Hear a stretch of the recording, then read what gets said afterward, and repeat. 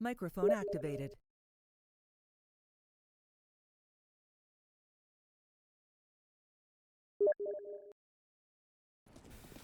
Good evening, everybody, and welcome to this best of three, the loser bracket final between PROwolves and Fat Cloud Gaming. Quite a surprising two teams, considering the teams that were in this cup. But we're not going to waste any time before we get into this game. I'll introduce my co-caster when I have an opportunity here. Fat Cloud starting out with 2K, and they've managed to get themselves into the B site.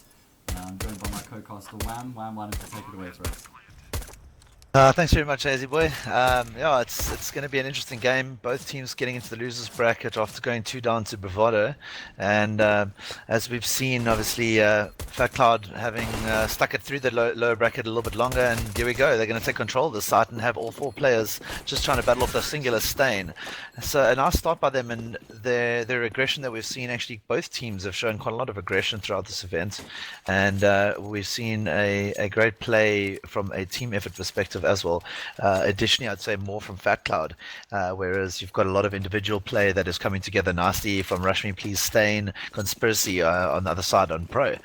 So a lot to happen. I think with this map, it's going to be a lot of close range battles and a lot of individual gun battles that are going to come out, and those are going to be the initial plays before we see that second and third phase come into play as well. Yeah, it's going to be interesting. I think that Fat Cloud have probably been the underdog in most of their matchups. They went up against Ventus last night. Unfortunately, we had some issues. We couldn't cast that, but they came out on top. They're 2-0, and they beat VNR, I believe it was before that. So just showing that they have got certainly some ability. And now up against Pro, definitely one of their more tough opponents that they've gone up against in this cup.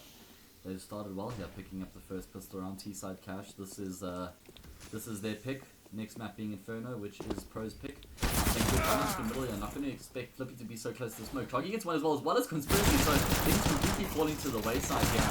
And they're not even going to end up dropping a single player, so that's a really unfortunate situation for Fat Cloud Gaming.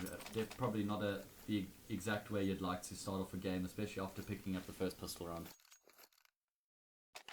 No, not at all. And the way we've obviously referred to a lot of these games, especially in the single elimination concept, when you're having a best of one and you really don't have much more of a choice but to win it, that's kind of what's going to come out on 2 to 3 of these maps, and they're going to have to make sure they win it really early and take that advantage, keep the pressure on. In fact, Cloud are really doing a lot of damage to these pistols, getting into this B site very quickly, as both times they've entered in, barely losing any players. And well, as we all know, getting those Tech 9s in the faces is actually really difficult to handle, and if it comes down to Conspiracy, he's going to make sure he at least puts out a bit of a fight with that low HP Zen. They're going to try and battle it out, but unfortunately, for the perspective of Stain, he has to go for that bomb, and the cross is just what they need. And a bit of a backwards forwards unexpected rounds, 2 in a row that we've seen that really shouldn't have gone the opposite way, and going very strongly against the team that should have won. Yeah, again, trading rounds back, and that was actually a full eco. Well, they invested a few upgraded pistols, but there was no armor and no equipment to work with for Flatlar Gaming, so PROwolves really making a meal of that round, just maybe taking some unnecessary early kills, or they were really forced by Flatlar. So this time they go for some early mitigation. They really don't want to get caught out in a similar situation where they were maybe two divided across the map. So this time they put five players together. Flippy going to get some damage down, but not going to be a frag this time. Stinkwood making sure that things continue to go their way. But there's a quick wraparound here from two of the pro players, but Flatlar able to adjust in time so that it won't be resulting in a similar way to the previous eco round from PROwolves, staying all that's remaining this time with the 1 versus 4. So it looks like we're finally going to get some consistent rounds here, 2 in a row from Flatlar Gaming, and yeah, we know what they all beautiful headshot there from Stain, and he's managed to get an AK as well. So maybe he could do more damage.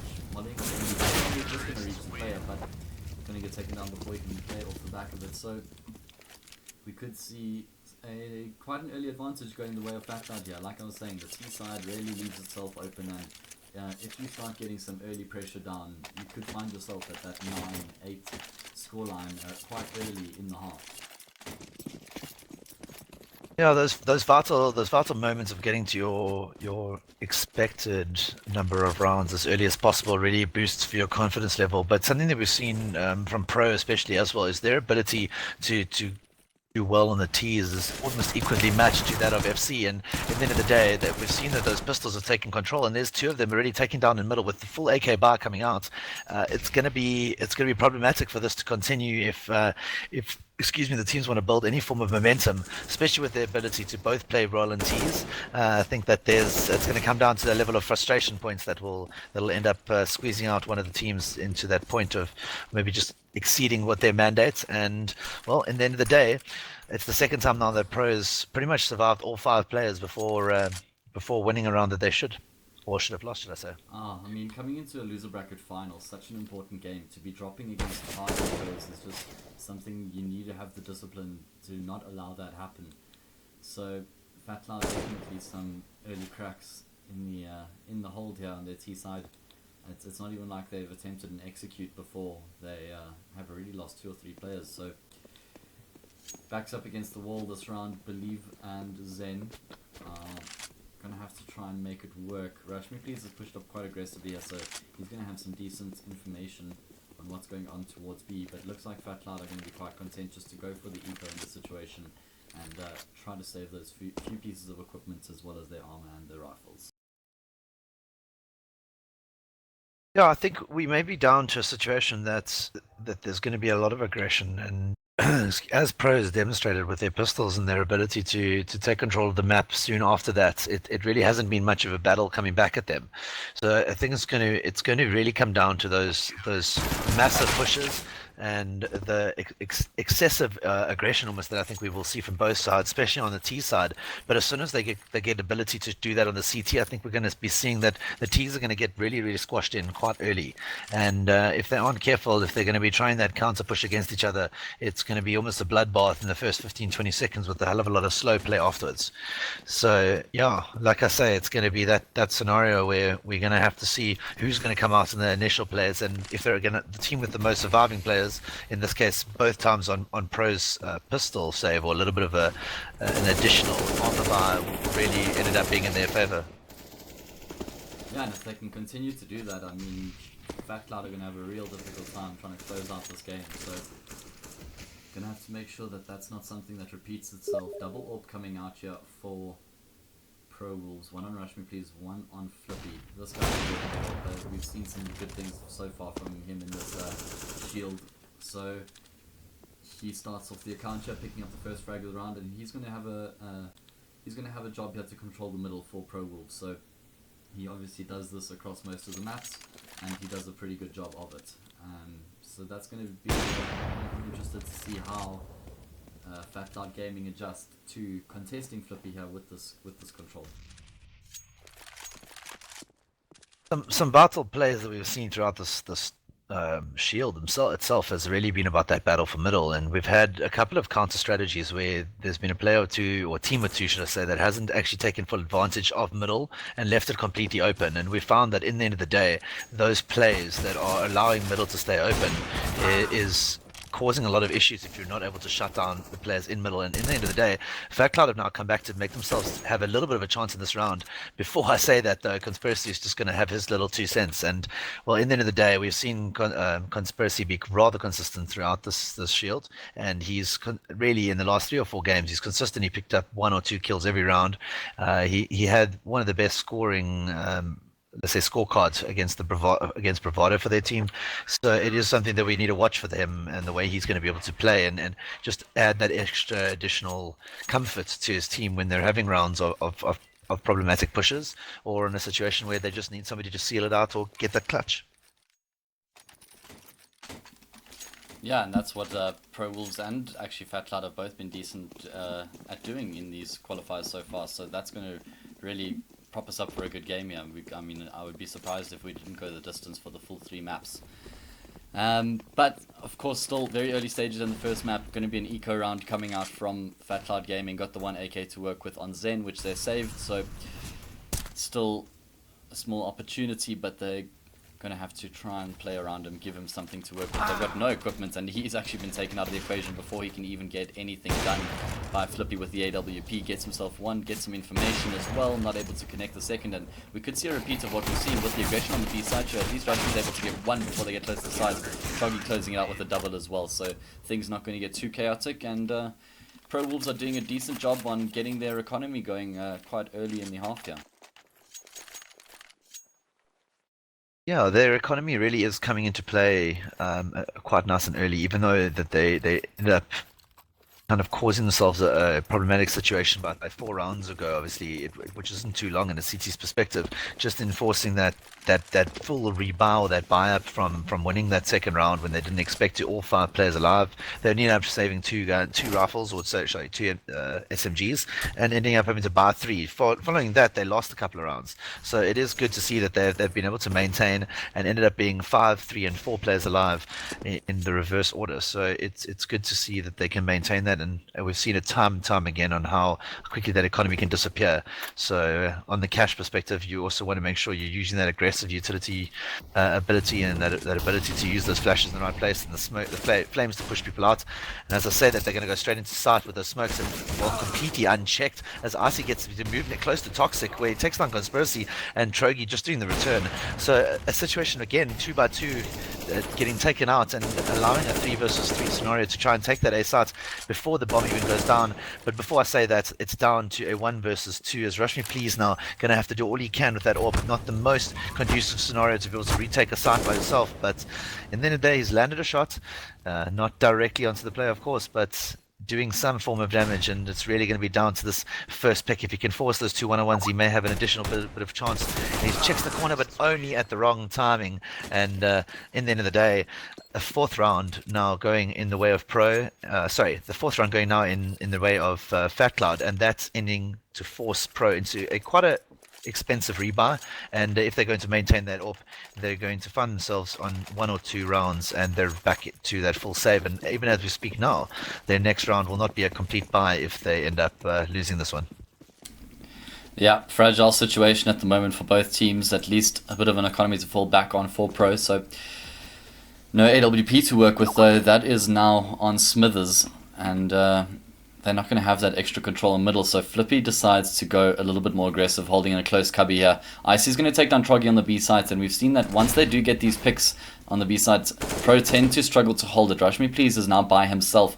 Smithers has also got 1 or 2 Conspiracy, and Icy takes down Rush Me Please. So all over the map, Fat Cloud just coming out on top of the frags, and leaving Stain with absolutely nothing to do this round. He hasn't even fired a bullet, and he's already the only player remaining on his team.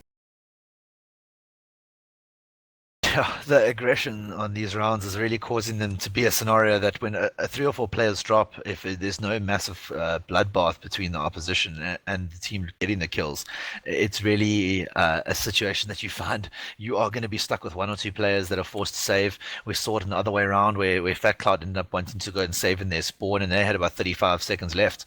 I mean, in Mirage, you can cause a hell of a lot of forced rotations and changes in 35 seconds, but in the end of the day, the way that the aggression is played and the ability for these teams to enter into those sites, we've seen it with Fatlab coming in with those Tech Nines, and we've seen Pro just take full control of middle with this exact same situation.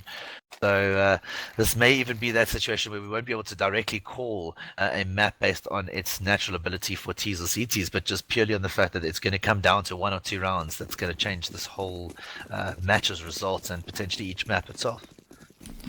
Yeah, that's definitely going to be the case, especially if they let that the emotional factor get in their minds. We saw PROwolves suffer that a little bit against Bravado, where they got themselves in such good positions, but then they weren't able to close it out, and how that actually affected them for the rest of the map. So they need to make sure that they don't let that be a factor in this matchup, and make sure that if things even don't go their way initially, that they can still turn it around. But they are in an eco here. Having said that, we have seen what they're capable of doing. So Fatloud are a lot more reserved as they take the approach here, sitting far back out of A main, pushing out a little bit towards B, keeping control of mid, but just waiting for the aggression to come through from PROwolves, just trying to catch one of them in transition or off guard. And it looks like it's going to be the point towards middle once again. Smithers with the P250 out, probably not the weapon he would have preferred, considering he hasn't opened the situation. Somehow that guy's still alive. Eventually IC takes him down, so only 3 players remaining now for PROwolves as they make their way to the B side. Do Fatloud Gaming. Zen's been taken down though, so Troggy's managed to get that. They're quite close. Rashmi gets one as well, but you just feel like it's a matter of time before the trades come through, which they do. All that's remaining is Stain now, and with the low HP IC, he may be able to get the frag as well as a rifle. He has got armor to work with as well, so this round's certainly not done yet. He's got a kit. He has no kit in fact, so he's going to have to make sure he doesn't leave too much, or too little time rather, and it seems as though off the back of all this equipment, he's not going to be too interested in going for it. He goes, he actually gets the first. It's all up to Stinkwood yet to make sure that this round doesn't go in a direction it wasn't supposed to. And he's able to close it out. But once again, the eco proving to be dealing a lot of damage from PROwolves. I think that this game is really going to come down to that element where there's a major amount of rotational play within each round, and I think that no round is going to go really unscathed here. It's a situation where we've seen now that pistol rounds on both sides have been causing the damage both up front with initial push and with the situation of being able to almost force a retake or get into a strong position as the entry points are occurring. And at this point in time, it's going to be interesting to see who's going to come out on top, because even though the score is 6-4, 4-6, it really hasn't had a clear indicator that one team is going to overpower, because as soon as we're thinking that, the opposite happens. Yeah. So it really is down to those gun duels and those initial plays, and being able to create yourself a strong second and third phase. And obviously, being the third phase, we haven't seen even too many bomb plants aside from the couple of diffusers. So yeah, it's tight. I think it's going to keep going like this, and it's going to be very valid to see who has the little sneaky, crazy, exciting plays that come out. And just like that, Conspiracy goes straight through the smoke. Obviously, not to forget, smoke is not a wall, and you need to ensure you focus on that before we see this round potentially going back to 6-5. Yeah, well, clearly not done yet. Stinkwood and Believe picking up a frag apiece, so that means 2 versus 2 all of a sudden, although the bomb is not in their control, so they're going to have to still get a bit of work done here before they can even consider getting the bomb down, even though they've got control of the sites. Whoa, Rush Me Please getting completely obliterated there by Stinkwood. So a 4 versus 2 now coming down to a 2 versus 2, although Conspiracy is still alive. He's gotten himself a 2k so far in the round, but Stinkwood comes out on top. And he closes it out as well, getting the 3k. So, I mean, really putting the ball in PROwolves' court now. They don't have much economy to work with, and they just lost a full buy. So, Fat Cloud can really start making their way to a solid half at this stage. Some strong stuff coming out from Fat Cloud. It really is. In the end of the day, they indirectly took back that 2v4, and against the full buy, it really was something that was strong and showing that there's a situation that there isn't going to be that easy for the pro players to be able to buy up, and as long as you're restricting that economy and it's restricting that amount of ability to use that AWP and keep the players at a distance, or at least the utility use on the flames, you're going to struggle to see yourself rolling over more than 5 or 6 rounds in a half. So at this point, really well done from Fat Cloud, and a really, really strong performance as it's come out throughout this event.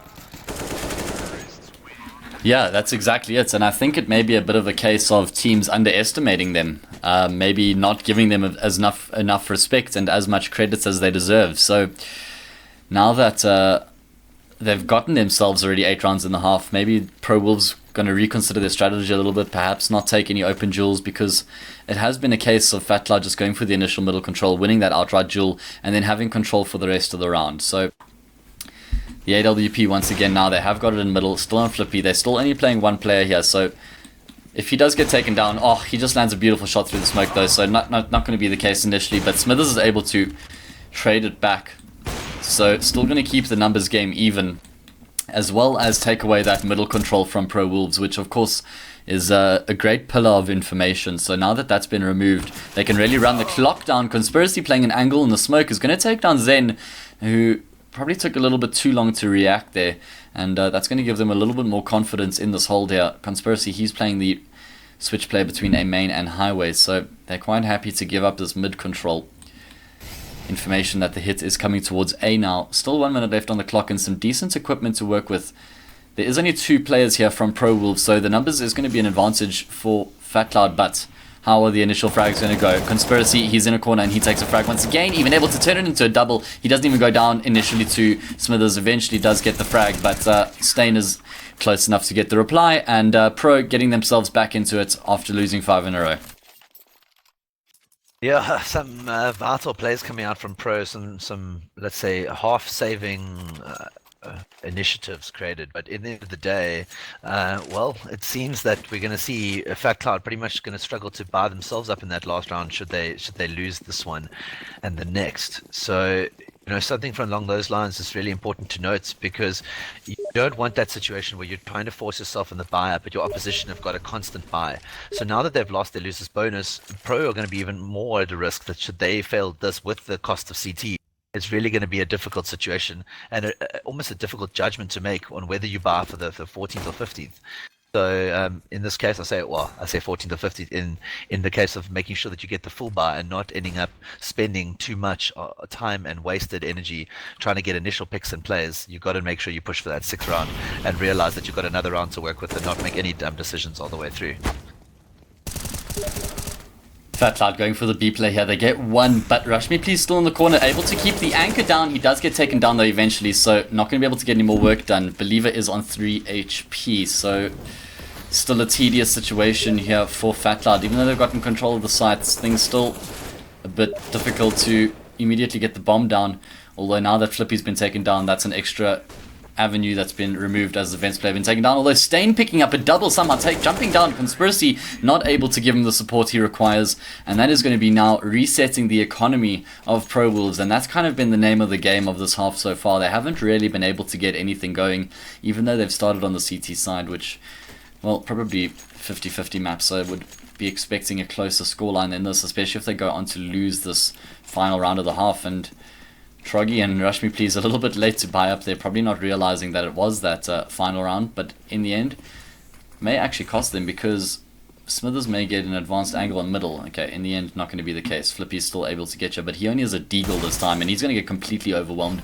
Now that they know where his position is with that flash, he's going to have to get something done, because it's only a matter of time before he gets taken down, which he does. So that's going to continue the assault forward. Conspiracy is able to get a double with the UMP. Stain gets one as well, but Believer takes them both down, so brings it back to 2 versus 2 from a 4 versus 2 in a matter of 1 second. And well, they haven't actually gotten the bomb. Believer left it behind. Both of the players from the CTs, though, have rotated over towards middle.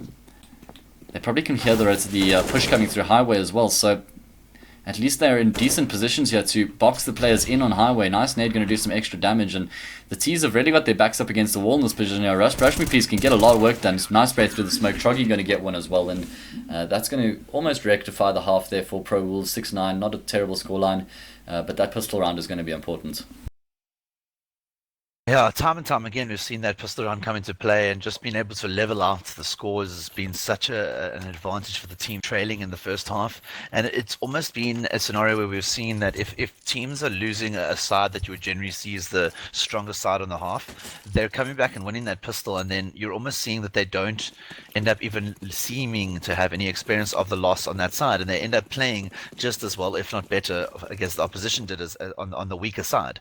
So I think that it's really going to come down to this to see if Fat Cloud can maintain what they do. Taking the pistol, I think they'll run away with this map. But in the end of the day, if Pro level the sides, I think we're going to see Pro coming back just to take a little bit more advantage in the way that they're going to maintain their shots. Yeah, and it's going to be the A hit here from Pro, so they're going to have to deal with Icy, who's in NBK here. Oh, he's missing his first initial shots. He's able to get one at least before he gets traded out, but Flippy picks it up the double, so that's going to be firm control of the site now in favor of PROwolves. And the retake is going to have to come through with no kit. There is 2 flashes and a nade though, so that could get some decent damage out before they start pushing through. Zen evens it out, and like I said, that nade needs to be used because there's some real damage potential for that at the moment, but looks like he's going to be holding on to it. They've managed to get quite close here before the retake really has to get into the site, but PROwolves are standing 2 nice shots, and that's pretty much immediately going to shut out the potential. With Zen not having a kit, just feels like there's not enough time in this round to get the job done. Yeah, time being a major factor when you don't have that dedicated diffuse kit coming through. Something we've seen consistently from Bravado especially and Energy side. They really end up buying up those kits religiously in the first round, and it really does make a game-changing play, because if you lose a player in one site due to a lurker, you're always able to pick it up, and if you lose it in the site where the bomb is planted, well, the quick calls should be coming through. So it's vital to try and consider that versus an additional maybe 2 or 3 decoys that are coming through, or a pistol that maybe doesn't make that much of a difference, a deagle that gets too expensive and doesn't accumulate those kills. As we can see, obviously, this now ending up being the scenario we were in last time, where, well, it was Fat Cloud to win it last time in the first round, but if we see them come back to win this, I think that there's going to be quite a bit of frustration and a little bit of puggy play to come out to try and get almost their revenge back before starting again on their structure.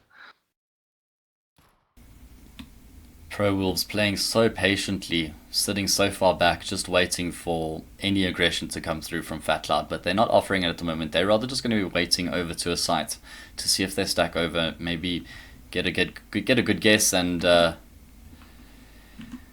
T's end up pushing into that stack. And looks like that's where they're sort of loitering over to at the moment, going towards a main. Rush Me Please lining up a smoke, and just casually going to be collecting over here, but this is where the stack is, so if it was ever going to work out for Fat Cloud, this was going to be the scenario. Zen's going to be up close with the CZ. You're going to have to land some good shots initially. He gets himself one. He's even able to get some damage down the second, but frag still going the way of PROwolves for the most part, though. There was a small moment where the numbers game was an advantage of Fat Cloud, but back to a 2 versus 2 now. Bomb going to be able to go down Conspiracy and Troggy. Conspiracy in a decent position here to shut down the lever, and that's exactly what he's going to do. All that's remaining now is Stinkwood, and he's going to be removed. So PROwolves losing 3 players, which of course is certainly not a favorable scenario, but at least they are going to be able to get the round in the end and take it perhaps to that initial 3 rounds, evening out the scoreline, and then we really do have a first map on our hands.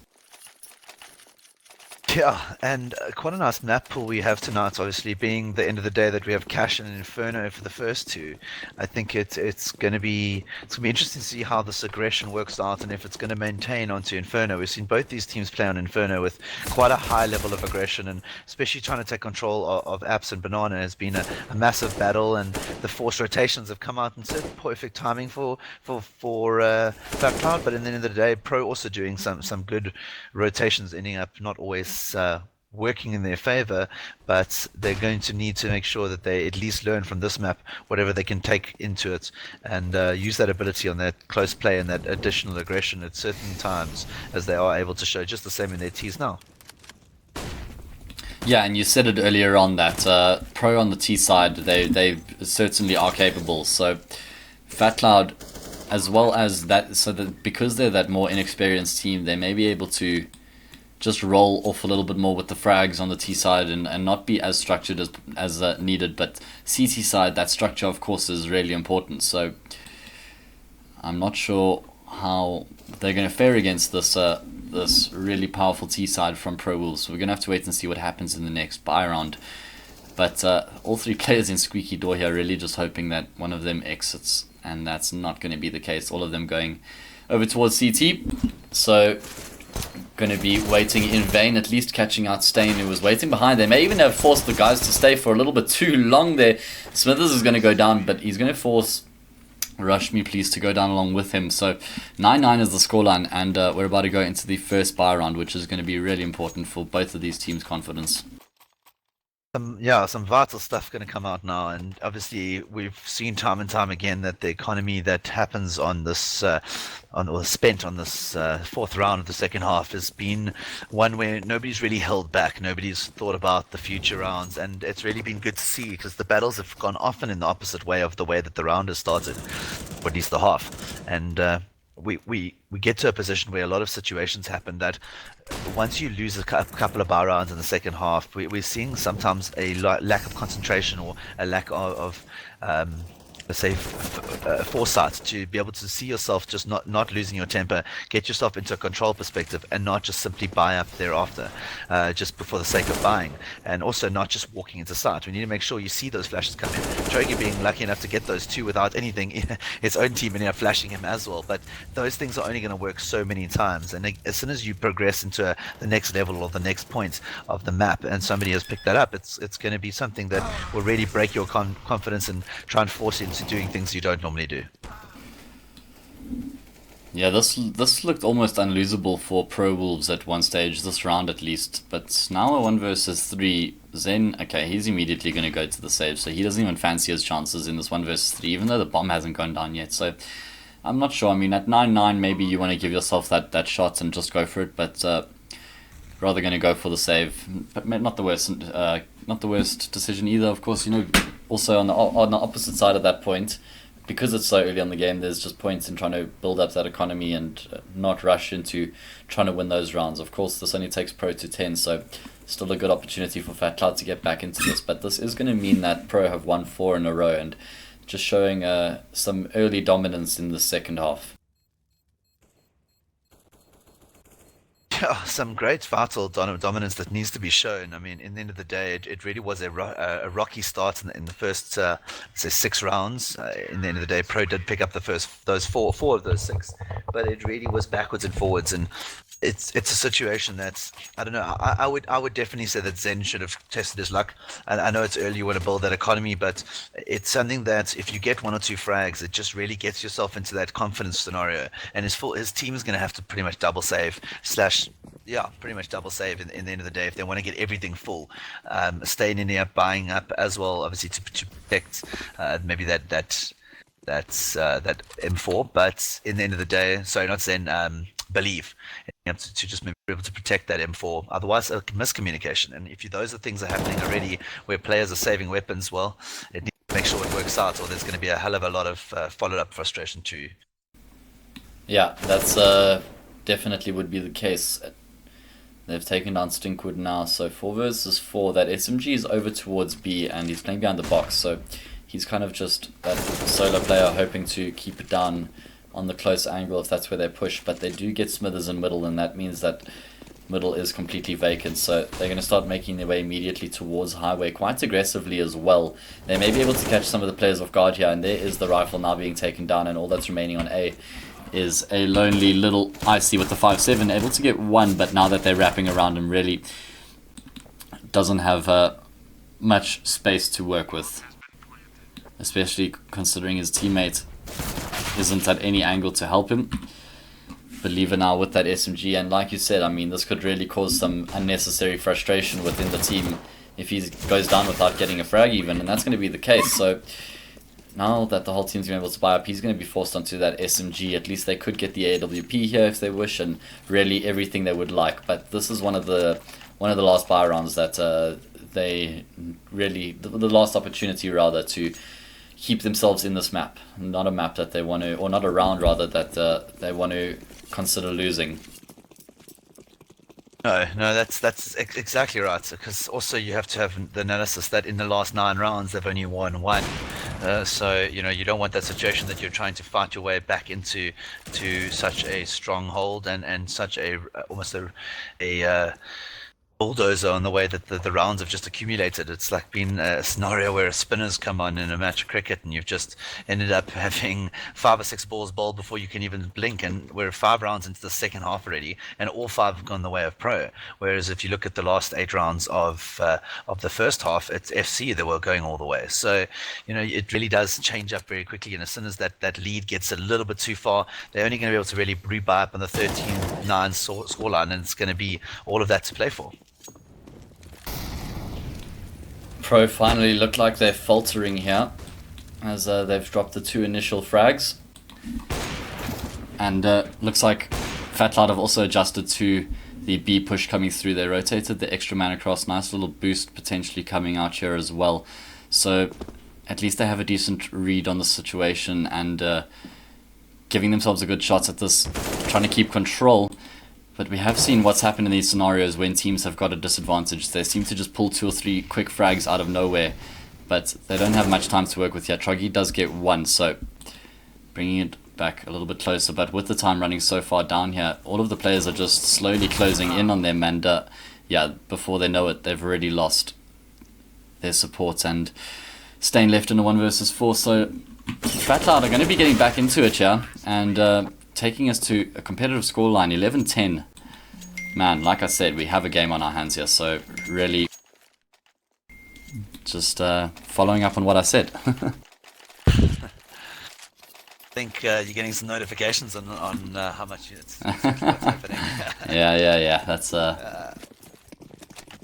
But in the end of the day, I think the banter is going to come down to these players. If they are able to take the first map after being such a rocky start from both teams and then really changing it up halfway, it's been a battle of the wits. And in the end of the day, some nice scoring all round. I mean, there's not been really one of the players that has broken away and caused the upset or caused the scenario of creating 5 or 10 kill differences between these. And well, in the end of the day, the support players are doing what they need to do, and it's keeping the game really, really tight and even. Just along the lines that, well, the frags are slightly in favor of Pro, but the rounds are not that far away, and well, they're entering straight into that A site. They're using not much of that utility besides the smoke, and it's allowing them to get that control with 3 players alive after the bomb, at least, as the 1 player drops Flippy, just pushing his mandate a little bit and just getting a little bit unnecessarily aggressive.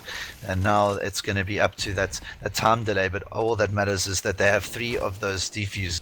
It allows them to really take their time to get into the site, allows them to fight it off, and the retake is going to work nicely as the smoke's dissipated in the perfect angle for them, and it's all going to be down to Trogi. If he can just create a scenario that causes some damage, he gets 1. It's a 1-on-1 situation. It's all down to him and Smithers, and can he take it down as he fights it off against the pistol? He gets the headshots, and that really helps Pro to get themselves into a strong position, forcing Fat Cloud onto a save, at least a singular save if they want to get some form of weaponry. But really well played by Trogi to finish that off. Around that, you would feel that Fat Cloud really wanted to and needed to win. Yeah, man, that was such an important round for their economies. So they're going to be reset now, and after winning their first CT round, just not able to follow it up with a second consistent one, or a consecutive one rather, just going to take a lot of momentum out of their sails, especially like you said, losing that 3 versus 1 is going to do a lot of damage to their morale. So Pro going to reset and play a little bit slower now, as they're probably a little bit shocked they won themselves. Also waiting for that eco aggression to come through, which Troggy punishes. Conspiracy all the way back in T-spawn, and it's just nice to see that Pro are happy to sit back and wait. Conspiracy on the opposite end of the smoke gets dinged through the smoke, so he's going to be wondering how that happened, but in the end, still not going to be changing the tail all that much, as it was just a measly eco round. Smithers going to be able to save that AK, so not going to be able to get back in on that eco round as we've seen them doing, especially specifically in that first half. Yeah, it was a good comeback scenario just after you were seeing yourself just battling off for the round on round, and in the end of the day, this save coming out from Smithers may be very vital for them to have a nice buy up in in the next round. They're not going to be able to necessarily buy too much more than an AWP and a couple of M4s, but that AK prevents that extra SMG. And well, in the end of the day, all you need is that ability to have two or three players playing against the last two or three on pro side, and you're going to see a much closer battle. And you don't want that scenario that you're having to rely on a rotation or a distance battle from a medium SMG. And well, in the end of the day, they're gonna wait it out. Yeah, and it's also going to be a double eco coming out here, so Pro can really pile on the misery here of the Fat Cloud side. Have got that AK to work with at least, but on the CT side, of course, it's really a lot more of a guessing game than anything else. Stacking over 3 players towards the A site once again, so again having a pretty good inclination on where the stack is coming through. Zen's going to be able to get one, but he gets taken down, although it does create enough of a distraction for Smithers to put that AK-47 to use. Flippy, though, at least still keeping things within reach, but that AK going to work, getting a second frag, and Flippy's going to have to bring it back here, but he pulls himself out too wide, and that's going to cost him as that smoke had dissipated, and Smithers had used it to his advantage, and that leaves Rush Me Please in a 1 versus 3, and this has just been a game of anti-ecos being lost, which we know is something that shouldn't happen, and if it does, it needs to be once in a game, and the fact that this has been traded back and forth between the teams is obviously going to be quite frustrating. Rush Me Please in this 1v3, he's going to be able to get the bomb down, and he also has some decent equipment to work with as well, so he may be able to keep some of those choke points closed off for quite a while. There was actually nobody near the site, and he's managed to push all the way through CT where no player is coming from at this stage. They're coming from B main and vents, and things are really adding up in his favor at this stage. With that incendiary, or Molotov rather, he could cut off one of those angles they need. There's also no kit for Fat Cloud to work with. I don't think they're leaving themselves enough time here. He's holding a great angle on the cross, but he's going to get taken down. Believer, he doesn't have it, does he? No, the players... Oh, okay, it's Stinkwood on it. Okay, he has got it. Alright, at least in the end, not going to cost them... I mean, it was even interesting that they decided to have nobody over towards the B sites initially as it was. Yeah, I must admit, I was a little confused from their setup after taking themselves into a 3v1 scenario. You really don't want that position where you have to be fully rotating all 3 players as quickly as you can. And I'm not saying sit in the site to wait for that pick, but more of a scenario to get the information. And I guess from that perspective, it was a closer battle than it should have been. But in the end of the day, you really saw that full bloodbath coming out really early and a slow rotation. I mean, in the end of the day, the planter, who's somebody that survived all the way down to 1 versus 3, had full utility use. And that really shows you that this game is not coming down to that initial strategy, that complete decoy. It's more coming down to the raw gun battles and that aggressive nature. So, lucky from the perspective of Fat Cloud that they did have that defuse time. It was really not even half a second. So no decoy, no defusers, and no utilities could see them in a bit of trouble later on. As now we see Fat Cloud going to take the first 2 after losing 1. Rush Me Please, and now Trogi to level it back up. So important plays here as we really need to see one of the teams coming out on top, and well, the economy is down to a close battle as we see the final player now from Pro having to do again something that, well, has been a little bit too much expected for them to be able to maintain that lead. Yeah, Fat Cloud actually getting some decent work done here on the CT side, and that's good. That's good for the competitiveness of the game. And getting 2 in a row now, they're going to be forcing Pro into an eco situation. So game looks like it may level itself out once again. And this is all off the back of an eco round being won.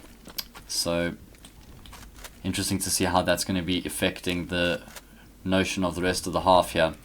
As Fat Cloud have an opportunity to level the score, as I said. Pro going to be adopting the aggression through middle. They have some Tech 9s. Only 1 more flash to work with. Icy could be caught with his pants down here. He's going to be able to get 1, but he's going to get taken down. And that means that Zen is the only player remaining on the A side here, but he's already picked himself up a double and even translates it into the triple, taking down Conspiracy as well. And that's going to mean that things are maintained at a reasonable standard, and they're going to be closing it out. So 13-13 is the scoreline. Pro are going to be able to buy up once again, but they were looking so good initially in the second half, but slowly and probably at the last moment as well, Fat Cloud working their way back into it.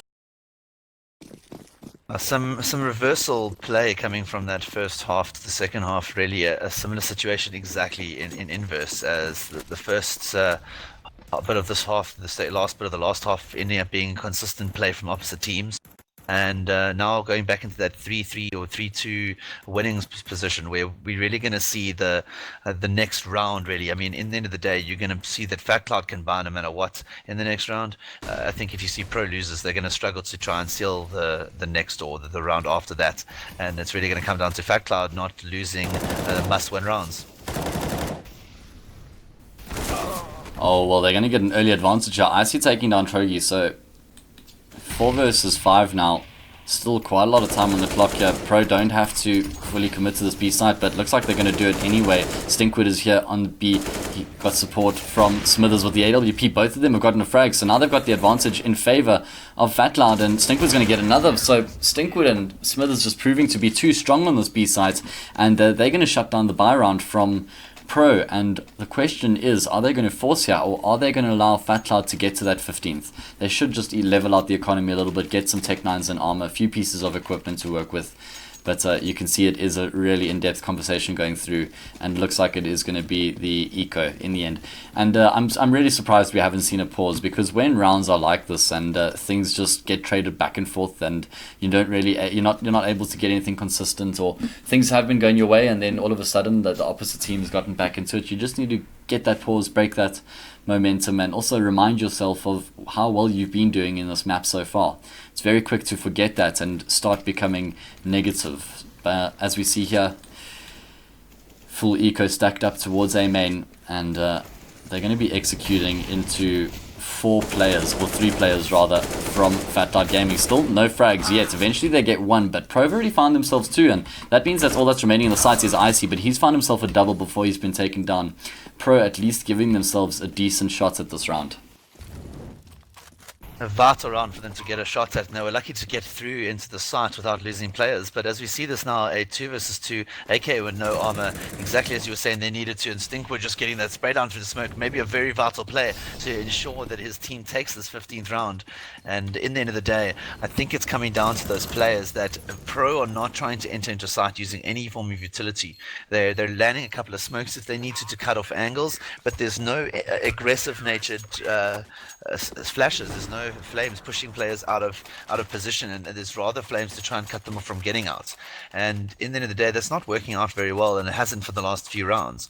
We saw them having a similar situation right in the beginning where they lost that second round, where they lost the first round and the third and fourth. They ended up just trying to be over aggressive and using a little bit too much aggression natured play. As we say that though, can we determine who won it? Yeah, certainly. So Fat Cloud closing it out. I mean, wow, I'm really surprised, and I guess that's kind of how I've reacted every time they've beaten a team that we haven't really expected them to, or not necessarily that, but when they've been in a situation where the game has just felt like it's been out of reach for them nearly the whole map, and then they just right at the end they get back into it. So really good job in the end there to do that. And well, on that note, guys, we're going to take a quick break and go to some music, and we'll be back with the second map, which is Inferno, and it is also PROwolves map, so I'm sure it's going to be a competitive one.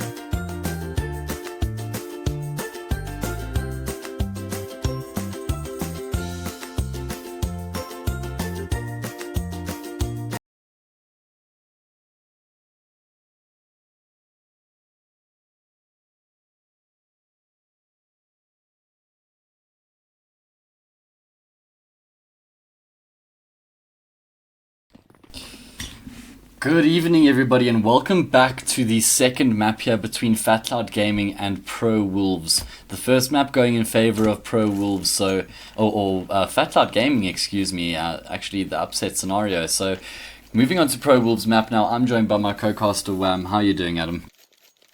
I'm pretty good, and I'm excited to see how this one's going to turn out. It's been a while since we've seen the first map really come down to the last 2 or 3 rounds, and it's really been a scenario we've seen a lot of comebacks and a lot of situations where players are fighting back for their right to continue. And just the same as this, Pro are going to have to do something similar as you said, FatCloud have taken that first map and really well held by them in the end, make sure that they came back on that second half. Well, we'll see if they're able to maintain that and just control that CT and make sure that they time those pushes to a T. Well, the push is coming through into the A site now, where 4 players are stacked up from FatCloud Gaming. Conspiracy is going to be the ones to get the first frag. Oh, Stain and Flippy getting ones as well. So even though they're stacked up towards the right side, the frag's still not going their way. And before they know what's going on, they've already pretty much been shut out of the first pistol round. This is also PROwolves map, so I mean we could be expecting some pretty big things from them here. I know that we've seen them on Inferno before, and we've seen that they're decent. Although I actually recall seeing FatCloud Gaming as well on Inferno, so not a map that they're unfamiliar with. And yeah, let's see how PROwolves respond to the pressure of losing the first map. Well, a good start for them as they came out all 5 men alive, and in the end of the day, really being that breakthrough play that they're trying to consistently add the pressure, and they're ending their rounds really early, win or lose, and they're forcing a lot of plays coming out. And in the end of the day, we had 1 minute and 10 seconds when they ended up pushing straight through the smoke onto site. So it worked out in their favor. The player that was on the balcony just wasn't able to get his shot, and unfortunately, being in a position where you don't have the backup due to the smoke on the balcony, it's a problematic scenario to try and hold that site, and especially from so close using the silenced pistols. It just causes that problem to try and shoot at multiple running players. Yeah, not an easy thing to do, especially when they've got the SMGs and they're getting up close and personal. And that's looked like what Pro is going to be doing, going over towards the B side, and they're not going to try and fake or anything of that nature, rather just commit as all 5 men. And Believer's going to get the first. He's even going to be able to drop down before he gets taken down, so things could get a little bit out of control here. But even though there are quite a few frags going down at a single moment, Pro still coming out on top with the man advantage, and the remaining 2 players from FatCloud really too far away to have an influence on the scenario, so probably rather going to go for the exit frags. And Pro completing the challenge of the follow-up force buy after winning the pistol round. So that's going to be a good start for them, and a good way to get back from that pressure. You know, of course, starting the second map well almost immediately removes the feelings from that first map. So that's going to be good for them and their confidence, and well, being on their map pick as well is also going to make a difference. Yeah, quite an important situation as well. That we just see that Pro have come out with that attitude of all or nothing. I mean, you see AKs in the second round, not something we see very often, and their plays ended up working out well. They still ended up pushing Banana within a minute of the round, and there was a situation where it really turned into a bloodbath of chaos, and just being caught up in a multiple looking situation where you're standing in between CT and the site of B, and you're just ending up having 2 players at heights to really shoot at you before you can do much to them, and it's almost guaranteed at least a singular kill when you're at that height. So, well, from the end of the day, you know, Pro takes that round and they lost only 3 weapons and only 1 AK got taken across. They just need to make sure that they make those commitments, and when they get those ones right, they're going to inflict a lot of damage, and if not, they need to make sure they save what they can and not allow themselves to get too out of hand too quickly. Yeah, exactly that. It's still early on here, so still plenty of time to get back into it, and they're going to have to make sure that they get back into it early on in the CT half here. They can't let it get to 5 or 6 rounds for PROwolves before they pick up their first. And well, with this aggressive play coming out from PROwolves, that's kind of what their mentality is, really just overwhelm the CTs and get to those rounds before they even realize how out of control things have gotten.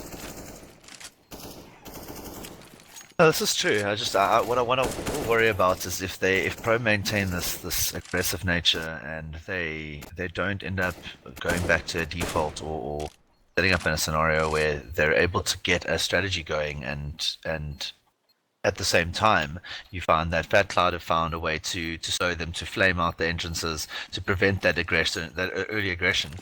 Pro might find themselves in a scenario that's difficult to get themselves back into that mode and just consider the slower plays.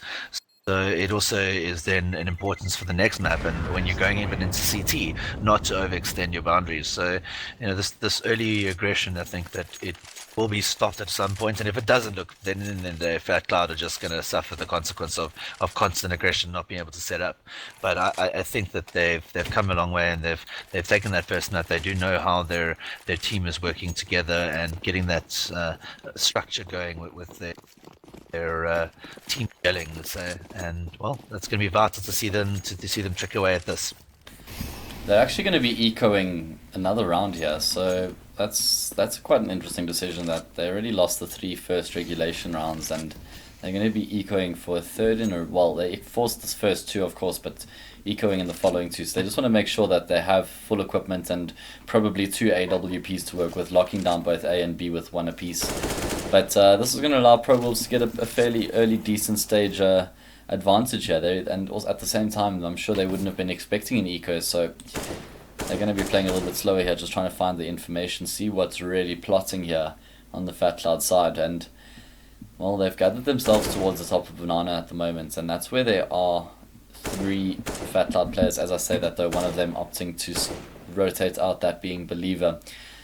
And on the opposite end, some of the PROwolves players rotating in. So he's going to realize his mistakes now and try to come back in, but it's going to be too late as Pro are already fairly advanced here. And with all the equipment that they have, well, with all the equipment they have, they still don't smoke off CT, but in the end, it's not going to make a difference as they still get the frag without losing one. Smithers is going to get one for himself, but they pick up that fourth, and finally we are going to see that full buy coming out. Vital moment's going to be the decision on how where to place that AWP. This taking it on, and we're going to see that position of taking the battle to the AKs. Now, if you can land a shot or two, I think that we're going to find that Pro is going to struggle to maintain that aggression. But if you lose that AWP early up, something we saw happen in the first map, that the early AWP ended up dying pretty quickly and not being even achieved, and that's causes you to suffer 4 or 5 rounds in a row of quite a bit of a problem. Yeah, exactly that. And I mean, just have a look here. They've given up complete banana control so early on in the round. So they've taken away a lot of the information that Fat Cloud has to work with. And that's going to mean that they have to use their limited equipment really early on in the round. And Pro could really just play to the clock here and give themselves a great opportunity later on in the round, running into no equipment and also not allowing Fat Cloud to have any equipment when the retake comes through, when that scenario eventually does realize. And quite interesting enough that all 5 of the players here are in Banana from PROwolves, so they're really relying on none of the Fat Cloud players to be rotating around and getting that information, and well, that is the case. Equipment coming out here all around the board for PROwolves, so they've completely committed to the B hit here, and that's going to allow the Fat Cloud players to rotate around. They haven't been able to get control of the site here, not before at least the support has come through, although Conspiracy gets the site player down, and that's going to allow the bomb to go down. Decent close plant positions also being taken up here by the PROwolves players, and now it's going to be that retake situation for Fat Cloud. They're going to have to try and find some early initial frags here. IC's able to get one, but he's going to get traded back by Stain, and not leaving themselves too much time here as they push through. Conspiracy gets one, Believer's able to get one as well, so trades are a real thing at the moment. Flippy pulling his weight with his trade frag, and that's going to mean Smithers is alone in the 1 versus 2. He's actually going to go for this, so going straight onto the sites. He doesn't even have a kit to work with, so probably a bit of a shock play there, and of course that's not going to work out for him. He certainly could have gone for the save there, and that's definitely going to be playing on the mind of Fat Cloud. Yeah, some interesting decision-making processes here. I mean, going for that 4th round save, a situation there where there definitely wasn't an opportunity get the defuse out the kit, and there wasn't even enough communication for him to go for the kit beforehand. So maybe a little bit of panic setting in, something maybe they're not used to being in the situation of saving on that fourth round and just trying to force themselves into that full bar, which adds a hell of a lot of pressure as a CT on Inferno. You don't want that scenario that you're only allowed to lose 2 more rounds of the next 11. And well, in the end of the day, they're finding that they're really going to struggle to do what they did on Cash, where they could get a couple of those pistol rounds back. They're going to have to enforce that situation where they're fully buying up with utilities and having to use them right at the end. Yeah, that's exactly it. Troggy getting the frag onto Believer, and he's the only B player, so that's going to mean immediate control is given up. Pro showing early signs of B favor here at the start of the second half, or first half, second map rather. And it's been working out well for them so far. Haven't dropped a map and doing well of keeping as many people alive as possible as the rounds go on. Smithers has been able to get an AK, but not going to be able to get a frag with it. And now with his position known, he's just going to back off and try to save it. Zen, of course, not as much investment, so he could go for some exit frags here. Not going to be the case. Flippy going to get him, and another decent round coming out here from Pro. So they've gotten themselves to that 6th round mark, which we already said would be a problem for Fat Cloud to be leaving it so late until they start picking up rounds. And so you just feel like this is a really important stage and one of those last opportunities for them to get back into this half. I mean, if Pro do go on to pick themselves up the 7th and reset the economy, then it's really going to start looking dire for Fat Cloud. Yeah, that's very true. I mean, the scenario is that should Fat Cloud not be able to take this round and the next couple in a row, it's really going to find them in a place where, well, Pro need really one more round to win and to survive 3 or 4 weapons, and they're able to buy for the rest of this half almost. Obviously, barring that they don't buy AWPs every single round. I think it's really going to be something you don't want to have to fight yourself off against. And well, in this case, they've got more and more pressure added to themselves. I think they may be even building too much pressure too early to try and maintain this. And if they do come back getting an 8-6 or 9-6 scoreline from here, really will take a hell of a lot out of you. And it'll just in that scenario of just having a major fatigue early on should this game get to that 3rd map and push it into a late position. Fat Cloud deciding to contest banana control here, and it's going to work out in their favor initially as Stink was able to take down Troggy, so that's going to give them an early numbers advantage, which they haven't really experienced so much in the second map. It's really just been outward domination from Pro. But once again, they're pushed up top of banana here, got the control, 1 player over towards A this time. So at least having a little bit of a presence on that side of the map. They also have decent equipment to work with, so they could really sell the A site here before they decide to make their execute. But with still 45 seconds left, they don't have to commit either way.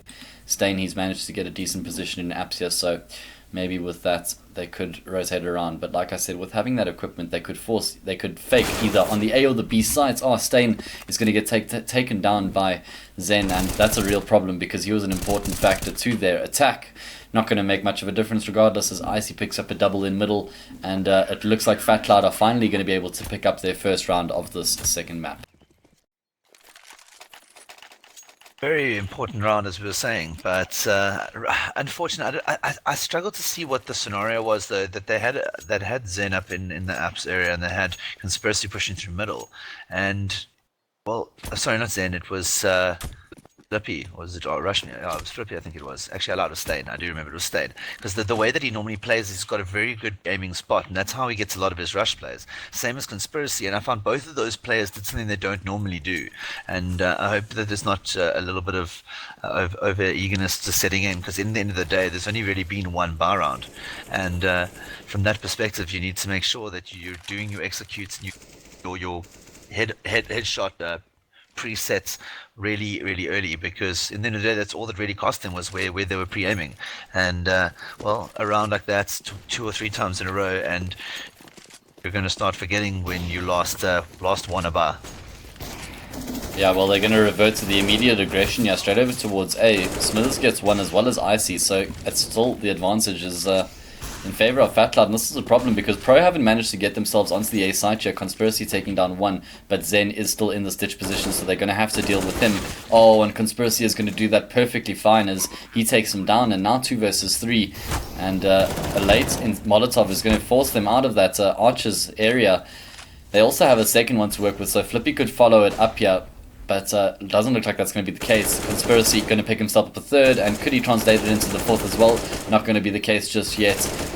Flippy taking the attention, and Stinkwood is going to up and run out of this one as he has got a kid to work with, but the time has just gone too far, and well, Conspiracy in the end is going to get that 4K, and that's going to reset the economy somewhat for Fat Cloud. Even though they did keep 4 players alive, the economy is still not in a great situation, so they will be able to buy up if they want. Won't be the best buy, they will get the rifles they need, perhaps the AWP as well, but this is a really important round for them, especially if they go on to lose here. Then that's really the half just too far gone. Yeah, they really are struggling to be able to maintain a level of comeback, and after losing their losers bonus now, it's a situation they're going to struggle to find any form of economy if they don't win this, and at least take quite a few weapons with them through to the next round. Yeah, it's Pro really has set that pace again. I think they did it very similarly in the way that they played this last time that we watched them. I think that in the end of the day, they didn't necessarily succeed against Bravado, but they got their opportunity to really show that their aggression and their nature and their tease is really strong up front, and really doesn't even let the clock get anywhere, and forces your utilities out, which allows them to do that. And the faster obviously you use, you can. Your mic was cutting out a little bit towards the end of what you were saying there, but the execution is going to be coming through now. Troggy's going to be the first one to be taken down. Stinkwood gets him with the MP9, so at least able to blunt that attack. And the rotations have also come through, as well as one player pushing quite aggressively through Bananas, so Pro don't have much room to work with. It's going to be about finding the frags. At least Conspiracy does get the one, as well as Stain, but that's not the job done yet. Even though there are still only 2 players remaining, they are very close up. IC's actually ahead of the Incendiary here. They're not going to expect that. He's able to get 1, and some decent information as well for his teammate Smithers, who's now in the 1 versus 2. We've seen a couple of these situations where those 1 versus 2s can really come down to 2 1v1s, and if it isn't the case here, then well, we're going to see something pretty easy from Pro's perspective, because that B site really has so many different positions you can sit in. The bomb is pretty much almost always open to every position as well, so there's no really direct cross-outs where you can say that there won't be a player in any placing. So yeah, it's those important crosses and those important post-plant positions that we've often talk about. And now that they've forced Fat Cloud onto pretty much a double save, they're gonna find themselves in a situation where they're gonna want to buy every round, because they know that this is a little too far gone. Yeah, at least some nice discipline coming out here from the Fat Cloud Gaming, just not getting ahead of themselves and just forcing through the rest of it. They do go back for that eco, but Pro once again just bashing themselves straight into the B side. Troggy has been quite successful in those entry frags so far in the B side, so no reason to stop that working motion, as they've managed to get it once again, looking at picking up their 9th round here. And Fat Cloud are going to have to do something desperate here to get themselves back in on this map, because we do speak about these situations where even if the map has gotten to that situation where it's almost unwinnable, which this one isn't at yet, but you want to at least make a small comeback, at least win a few rounds consecutively to take that momentum away from the winning team a little bit. You don't want to give them that flight going into the 3rd map. We know how important that 3rd map is, so if Pro do continue with this confidence and they translate this into the 3rd map, then I think we may be seeing more of the same. I mean, the 3rd map is also cobblestone, and we saw PROwolves putting up a decent showing against Bravado on that map, and so I think Fat Cloud definitely going to have to try and close this out, if not in this map, really take away that confidence from PROwolves by picking up a few rounds. Yeah, well, you're 100% correct. It's that vital last 3 or 4 rounds at minimum. And if you don't get that scenario or round about the end, you're going to struggle to get yourself anywhere near that ability to believe that you can finish off the rounds, even, and in a late map, in a place where it's a known map that Pro have recently done well and played it yesterday, pretty much day before yesterday. So it's not something you really want to test without having some form of fight back on your T in this map. And I also think it's that we might see that Fat Cloud will struggle to get their T's right on the next map without being able to counter the aggression that's being created by Pro, as Pro may even become those terrorist type of plays during the CT rounds. Yeah, I wouldn't be surprised, just trying to keep the aggression on them all the way, and they've managed to get themselves into the B side once again. So Fatlad really not having an answer for this B hit, and you just feel like it all boils down to that banana control. Pro have just been getting banana control way too easily and far too frequently that Fatlad really just haven't had much of an opportunity. They've just been completely shut out of it before it's even begun. It's felt like that when the support has arrived eventually, PROwolves have already got at least control of the site, or they've already been smoked out, so they can't really do anything to aid those players in the B site. And so, like I said, it's going to be the factor of trying to retain that banana control. They can't be giving it up so easily, and well, how are they going to adjust? They're already 9 rounds down in this first half, and being on the CT side, that's just certainly not a scoreline you want to be looking at, or experiencing for that matter. No, not this late in a tournament, or in any form of competitive nature. And you've got yourself this far, and something that really is the difference in testing a team that can grow from any experience, regardless of where or what position you're in. We've seen international teams, we've seen second tier teams doing the reverse, where they just end up being a 10-1 up or 1-10 down. And it's that scenario of being able to pick yourself up and say to yourself, well, this is over or this isn't. If it isn't, then we battle all the way through, and then or if we don't, don't lose. We take the next map at full speed, because you've got to forget what's happening now to be able to take yourself into that third map, and just being able to get yourself used to a scenario where you're playing best of fives. You're going to have to be able to have that level of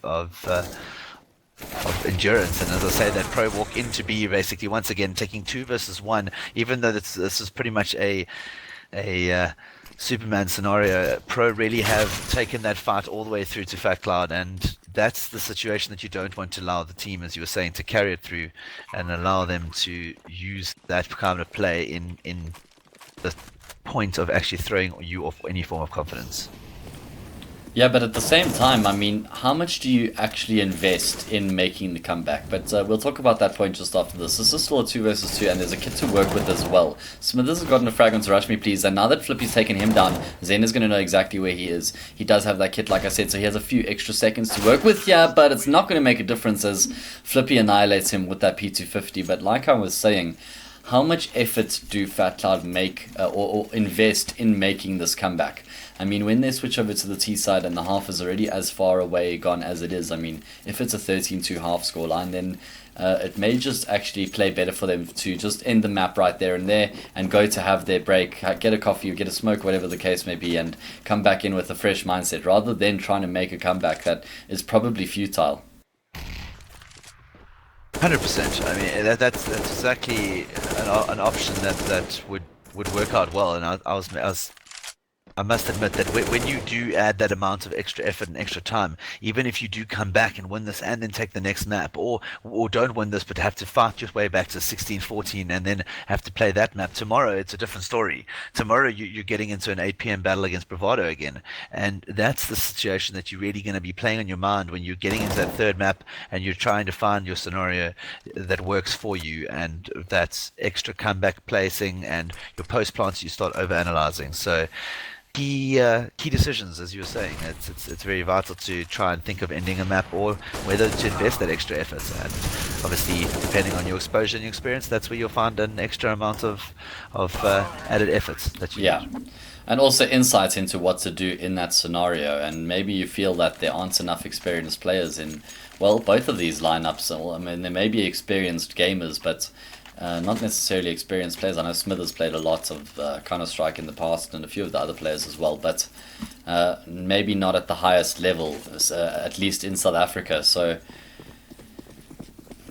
decision making maybe a little bit off according to that. And have a look here, 4 players stacking over towards B initially here from Fat Light Gaming. So they heeded my call about having some initial presence there, but they're going to be moving away. So it was just there in case the rush came through, and now having more control on the A site, which is where PROwolves are moving over towards at the moment. They do have the AWP to work with, but finally we see a double AWP setup here from Fat Cloud Gaming, so it's going to be giving them something a little bit extra to hold off with here once the hit does come through.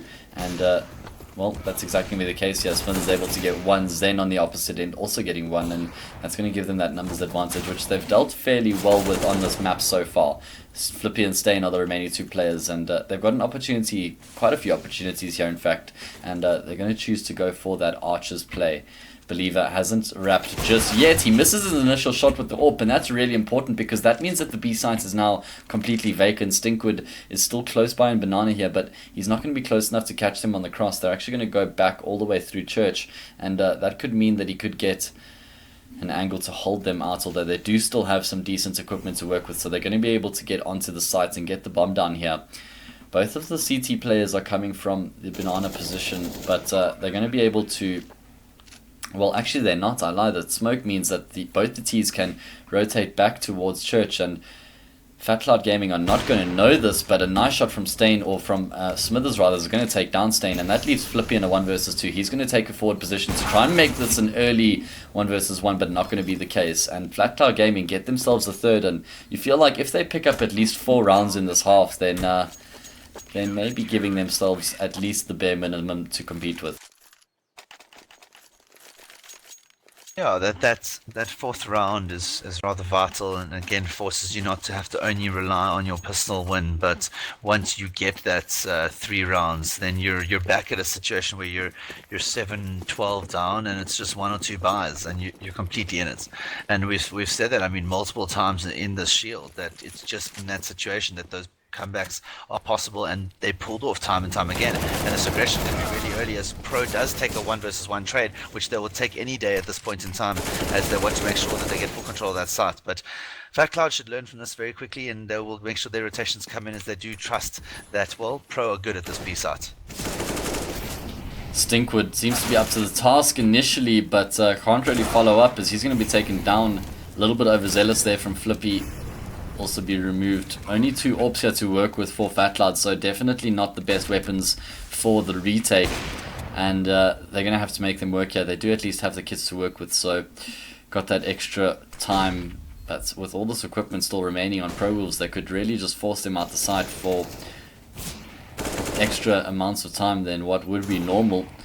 Smithers at least able to get 1, but Conspiracy going to trade it out, who he himself has had quite a decent half, sitting 17-7 at the moment, and well, closing it out 12-3 in the end. And you feel like if PROwolves are capable of picking up this first pistol, that they are going to be getting themselves the second map really early on. I mean, considering they probably would have expected this to go on a little bit longer, is basically what I'm saying. Yeah, no, that's very true, and it's also a situation that's well, I don't think you're going to be able to have a number of rounds where you would need 6 or 7 rounds to that, you know, in a must-win scenario where you really shouldn't, as the position from FC.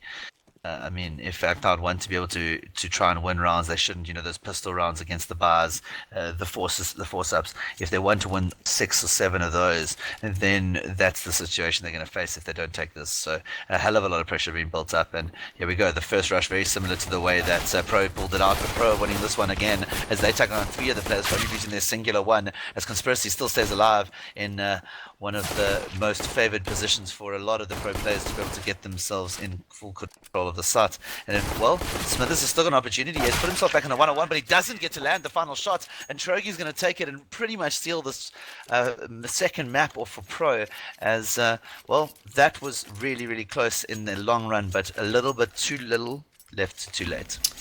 Yeah, Smithers, he can't do this by himself. He's 17 and 9 at the moment, so he's over double the frags of anybody on his teammates, and we've seen this happening before, and we've said how that you just can't have that on a team.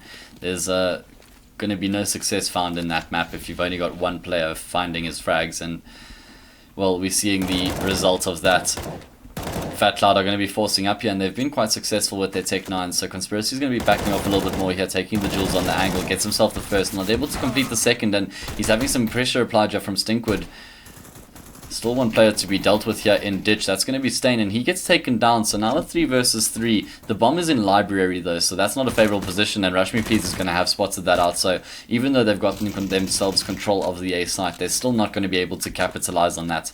And Believe now remaining in a 1 versus 2. He's managed to get a FAMAS as well as him having armor. So still a glimmer of hope in this round.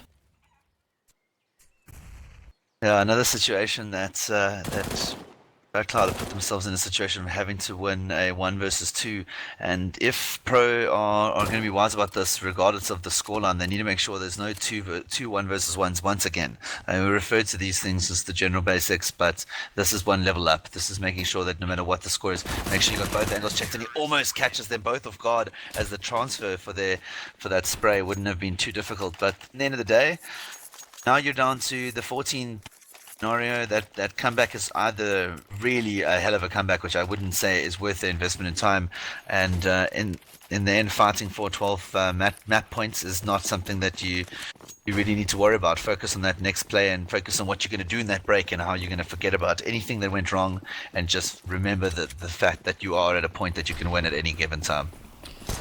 Yeah, well, they have a bit of an opportunity here. They're going to be rushing straight up Banana, but Pro able to hold strong. That Mag 7 getting some crazy work done, picking up a 3k, so that's going to be some good bank for Flippy. He could go straight in for that AWP here. And yeah, 15-3 at the moment. PROwolves just looking ever so strong on Inferno, and that's a great thing to see here. Just going forward, I mean, not specifically talking about this competition, but just going forward as a team, that Inferno is one of their maps. It's the latest map being added to the pool, and they seem to have put some decent work into it, so that's going to be exciting for their games going forward. And well, they've got a final buy round to deal with here if they're going to want to close it out within the 20 round mark. Fat Cloud going for some initial banana control, but have a look at this. The CTs are contesting it. 3 players, in fact, are really close, and that's going to mean that Fat Cloud can't get that initial control. They're going to have to use equipment, they're going to have to use time, and these extra investments are really going to play in Pro's favor. Actually going to prompt them to go towards the B site here, where there is 2 players waiting. There is a rotation that has come through. Conspiracy going to come out with the spray, eventually getting the frag. Flippy getting one as well, so things just looking pretty desperate here for the remaining Fat Cloud players as Stain picks up Zen, and all that's remaining is Stinkwood and Icy in a 2 versus 5. Icy's managed to wrap around where they certainly didn't expect him, so he takes down Rashmi. He's also able to get an unexpected Conspiracy. Unfortunately, can't translate the spray to get Stain, but at least getting some damage and information, meaning Stinkwood gets it to a 1 versus 1 against Flippy here, who certainly expecting him to be on that A site. He's taking off a venture. He's not committing to the bomb just yet. 25 seconds left. He's going to be in that scenario where he has to start making noise if he wants to collect the bomb. Flippy hasn't spotted the bomb just yet. He jumps out of apps and doesn't spot the player as well. Stinkwood's going to take off his head, and well, even though they pick up that round, clearly they didn't pick up the following one, which means we're going to be going to that 3rd and final map, and that's going to be Cobblestone. So 1-1 is the scoreline. And it seems like on that note we're going to be taking a break, heading to some more groovy music, and when we are back, we will be live with the 3rd and final map, guys, so be sure to join us with that.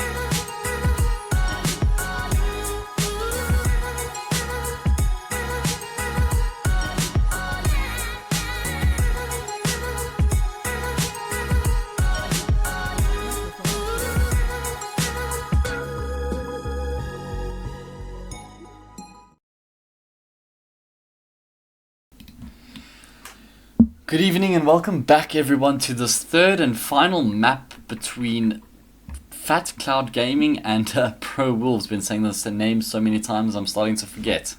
We're going to be going into the knife here to decide who's going to be starting on what side. So that's always a fun and interesting part. I'm joined by my co-caster Wham. How are you doing for the third and final time tonight, Mr. Adam? Pretty ready for this. We've had some interesting turn of events. In the end of the day, I'd say Pro coming out a lot stronger, just in the essence of the way that they came back in the second map, and even though the first map was Fat Cloud's map, they ended up struggling to really seal it off with a convincing win. So it's going to be important for them to start off strong here, and regardless of side, I think it's really it can be a really evenly played map, and turn around very quickly. Your rotation points are not as quick, and you don't have that scenario where you can easily hear the players on the opposite side of the map. So the early starts and the important plays to shut out the early rushes are going to be vital. Yeah, and I think an early good start here for Fat Cloud Gaming is really essential. If Pro can just continue where they left off, then things are going to be difficult. But they've managed to take down the lone A player, Pete Troggy, who has also been the lone A player a lot against Bravado. So it's going to be interesting to see how that goes. Fat Cloud Gaming just managed to find really early dominating frags before they even consider getting the bomb down. They've managed to get full control, and well, lo and behold, there is only Rush Me Please remaining. So talking about getting off to a good start, Fat Cloud Gaming couldn't have done it better. Great stuff from them, and really, really well executed entry into that danger area, and also onto that long A. Now, the scenario obviously to be able to cut off both of the entry points and being able to take full control of that middle area really gets a high level of confidence going, because from there you can easily rotate back to B. And obviously they didn't need to once they got a pick or two, and that scenario from a T's perspective is really that ultimate position, able to get full map control as early as possible. Well, yeah, they're going to have to make sure that they don't get too far ahead of themselves on the B side. They actually go back to deal with the threat of the rotation, and well, that's actually where all of the aggression ends up taking place in quite an uncharacteristic position. Nonetheless, Fat Cloud Gaming coming out on top and picking themselves up the first two rounds. And just going back to a point I made earlier, we saw Troggy playing A by himself a lot on this map against Bravado, and we saw how aggressive Fat Cloud Gaming have been on their T side. So if they do grow aggressive quite often towards that A site and they catch Troggy off guard, then it's going to be a difficult thing, and we may actually see them needing to adjust. So how long does it take for that adjustment to come through? Is it necessary? These are things we're going to have to wait and see. At the moment, it's a complete A stack, and all five of the players continue to push straight through, and they're going to be flanking around just to try and get a couple of chaotic frags here, getting through drop and through plat. But Fat Cloud Gaming already have a decent hold on the site. Yeah, some vital players coming out and just making sure that they finish off that 3-round expectancy, and make sure that they understand that this is everything to play for now. There's no more, we could do this one more time a little bit later. There's no map tomorrow. It's the end if you don't finish this off. So a good start, and something that we saw them capable of doing in cash, but need to maintain this now, and like you were saying, be able to get that additional aggression onto that A site from Fat Cloud's perspective. Maybe the weak point that they could exploit from pros, especially having that one-man anchor and well, putting him to the full test.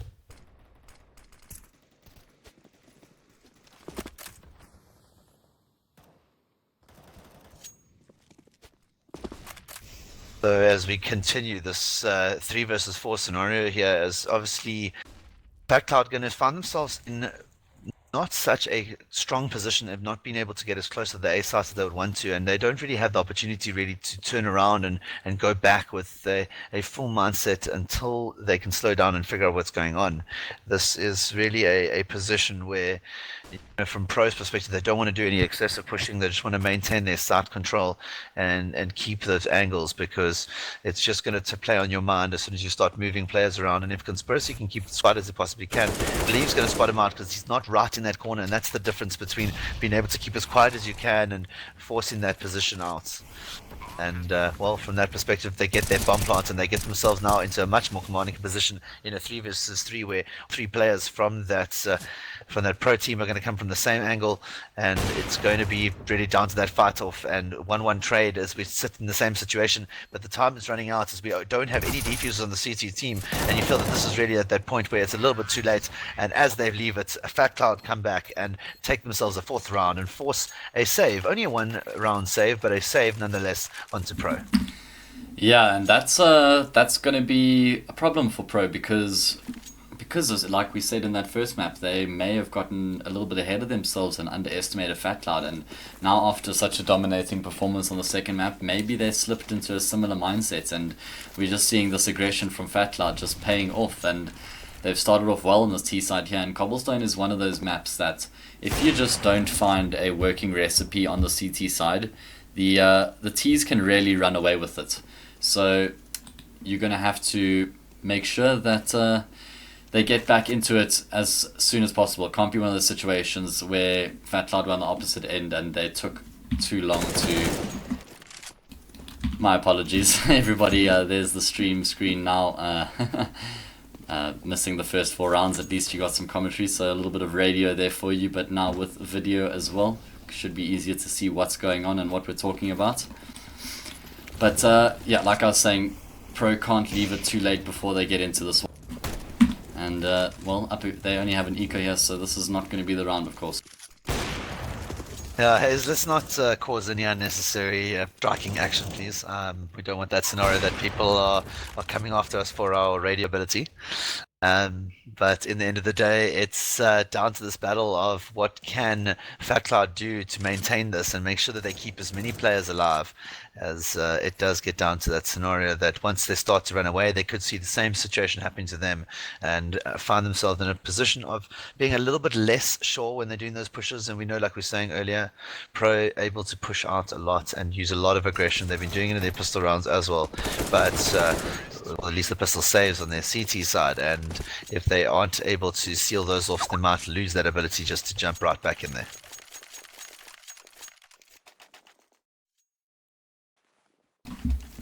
Well, yeah, this is going to be that round. They have the double off to work with here, and full equipment as well. So this is going to be a big one for their confidence and whether they're able to get into it or not.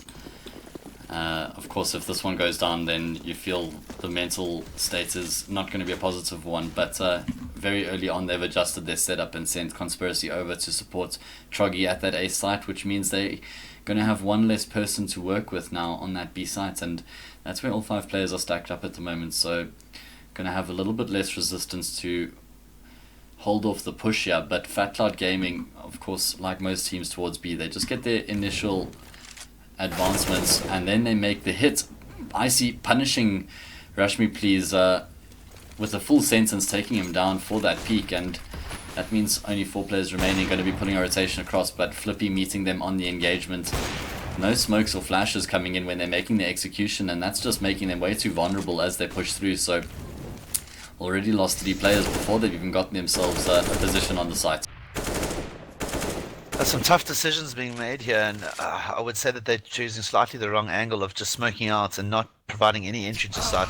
It's something we were mentioning that was happening from Pro's perspective, and they must be careful of catching themselves in the scenario where they're forcing their way into site rather than allowing themselves to actually drop into close positions and be able to take those key control points. It's really a difficult scenario when you're trying to battle off. And I was going to say that it's something that's very vital in your 6th and 7th round as a win if you're playing off 6 or 7-0, because if that overconfidence gets to you, you actually end up losing the half. 8-7 and 8 in a row is not something that is going to help your ability to finish this map. Oh, a real late shot there is going to deny them the bomb plants. So what looked like a situation that was almost salvageable, they lose in the dying seconds, and what Pro don't lose is the double AWP. They're able to keep that going into the next round, so at least that is some consistency for them. But their economy at the moment is really in a dire situation, so they can't afford to be reset here. They really need to make sure that they get some consecutive rounds going here, and well, the ball firmly in their court at this stage. They haven't changed it up too much, so still going with that same default setup, and well, it worked for them in the previous rounds, so all about ensuring that you aren't predictable. This time Rush Me Please is able to get up onto the platform without getting punished, but there are still players on that opposite side of the smoke. Very similar to the previous round. We saw 5 players versus a 3-man stack, working out more in favor for Pro with regards to players alive once they could hold that angle. And well, they're going for it again. So I think this is already based down to that initial pick. If they can get that first play onto Pro, I think they're going to have themselves a lot easier positioning. But in the end of the day, Stain is just able to hold his angle, and he gets a second, which is really not something you want to be having. Believe had the perfect angle and the height, and Stain ended up having to get 4 or 5 body shots before dropping each of those players. So a little bit of faltering in that strength that they showed up front, and in the end of the day, still also down to a low economy. They don't have something that's sealed off, but as soon as you give them an opportunity, they will build it up. And here we go, they're really shutting down those Fat Cloud Gaming players and allowing themselves to come as close as they can to that 2 versus 5 round score. And well, if it's up to Chogi, he's not going to let him go anywhere past this angle, as he's held on that B side really well, and the A side really well, to come back now to B and support. Yeah, I mean, he's done well so far in the rotations, and Pro have looked a little bit more settled in these past 2 rounds. They're dealing with the execute better when it comes through, and not looking as frantic or losing really important frags before they're able to reply sufficiently. So starting to look a little bit more like the team we came to know against Bravado on this map, but yeah, still very early stages of their half here, and they're going to need a lot more than 2 rounds. It's going to be more around that 6 or 7 mark before they can start to get comfortable. So Fat Clouds have really built themselves into a early comfortable stage here in the early phases of this first half, and they don't have to start getting worried here or panicky.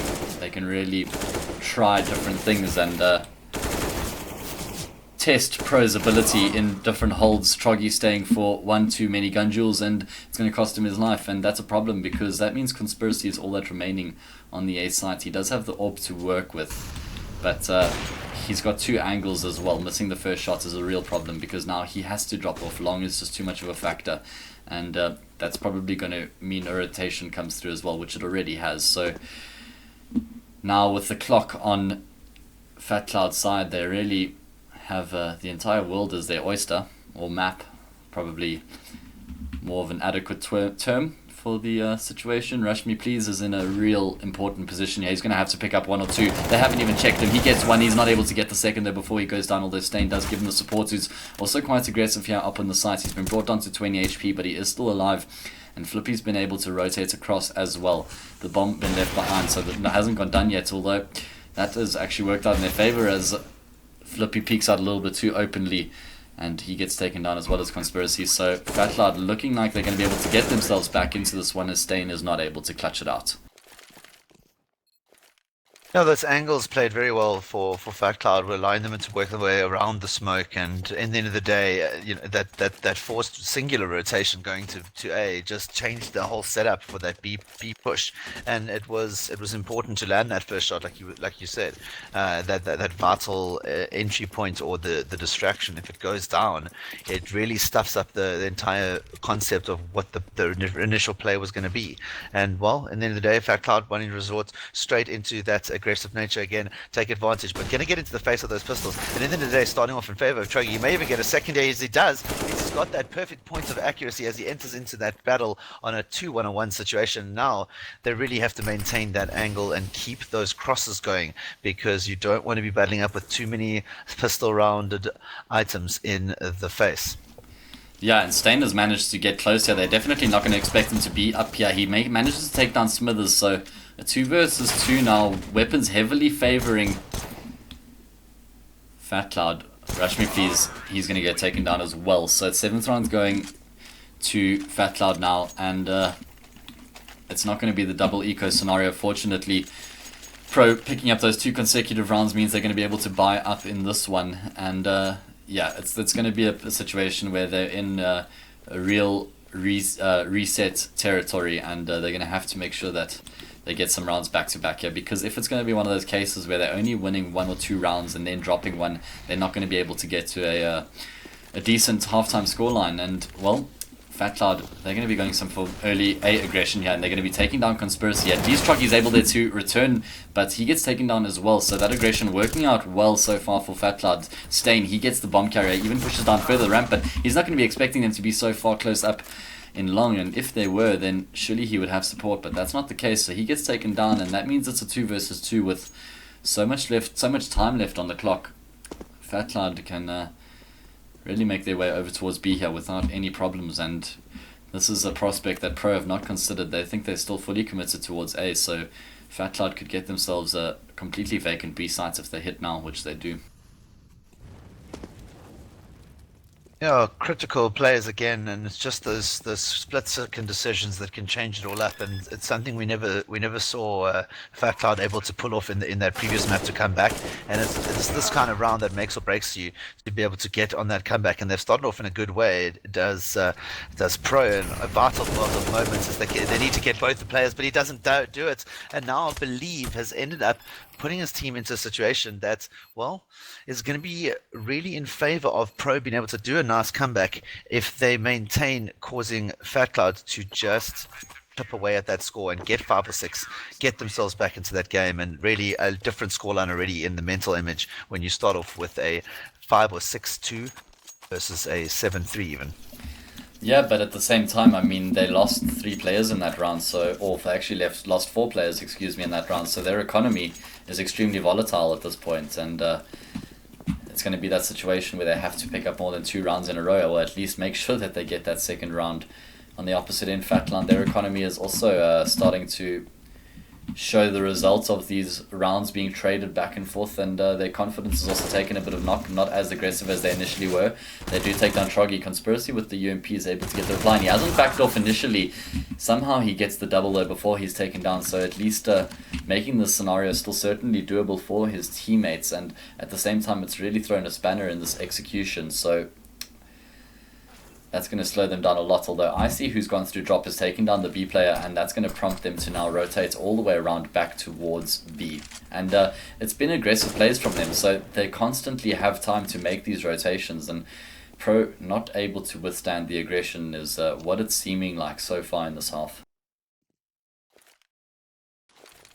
Similar half actually that we're seeing in that situation where it's the economies are both volatile as well. So that constant aggression is really going to force a lot of weaponry to drop. And I mean, we even saw that initial random interaction where they intervened in upper halls towards A, and now that 2 versus 1 situation is really all the way down to Stinkwood, as he's going to find himself in a similar situation where they had that advantage and a vital round, as both economies, as we said, are down to that important low level, and the statue might just be able to cover the diffuser. He's not going to know it's the right one, but in the end of the day, Rushni, please let's go of that diffuse. Can't find the bomb himself, and well, that's pretty much worked out quite a bit in favor of Stinkwood. He's going to have to fight it off. He's shooting around. He's run out of bullets. This is a vital moment, and he doesn't end up finishing it, which allows that Pro lineup to just be able to get themselves back in.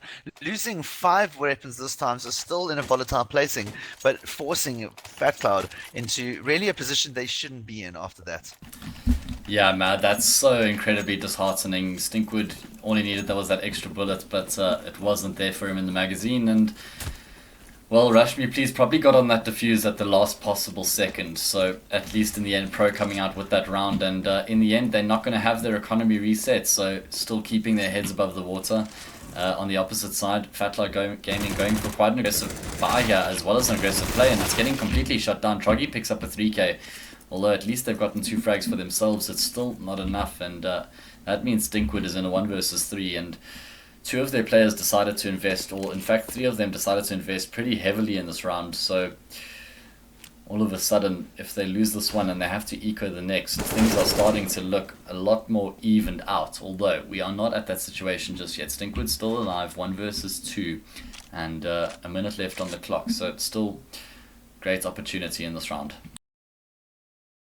Something nice about these big maps is that you have that ability to really sell your opposition no matter how many players are alive. And with the way that pros has ended up being so aggressive in their teas, in the same way now, Fat Cloud have done the similar situation on almost preserving at least half the round. It allows the teams always to be able to reset and create a slow play. But in the end of the day, if you aren't able to manipulate the players, and as we've seen from pro, they really are rotating late, and they're only rotating that point that they really have to, and that shows that the necessary amount of confidence hasn't been broken yet, and there hasn't really been much of a scenario of a decoy play coming out, and a little bit maybe of a forced buy coming from Stinkwood there, buying quite a bit before his team, and well, the economy is rather unbalanced in total, so maybe a little bit of frustration creeping in after being such a high scoreline, but getting 2 or 3 more rounds, and that could change everything. And you back at a 10-5 or 9-6, you really have a good start to your CT. Yeah, that's the scenario that they'll be hoping for, but at the same time, things could start spiraling out of control for them. We know what Pro is capable of on their T side, so they need to make sure that they still close this half out strong, especially with the position they got themselves in the early stages of this half. Vital for their confidence as well as how this third map is going to go. They've got some equipment on Stinkwood who invested. Icy's managed to get into drop here. He's actually going to catch Stain facing his back, so that's an early frag going the way of Fat Cloud, and the aggression is going to continue to come forward here, but at least Flippy is able to keep it under control. Smithers, he's still alive and kicking in drop, and they may be able to split into A here. The only player for him to deal with is Conspiracy, who's up close to the window here. And well, the hits has come through onto A, where Zen has actually come out on top against Troggy, and he's found that frag. At least Conspiracy is going to be able to take down Smithers though, so now they can solely focus on this A retake. But the remaining two T players have both got armor, and Zen's also found himself that M4A4, so it's going to be up to him to find these initial frags, and all of the players are coming from a similar angle here. Stinkwood gets one, Zen gets one as well, and things are trading back and forth here. Rashmi, please, may be able to catch him in an awkward stage, and he does, picking up that frag, and again, going down to the wire here, but Pro coming out on top.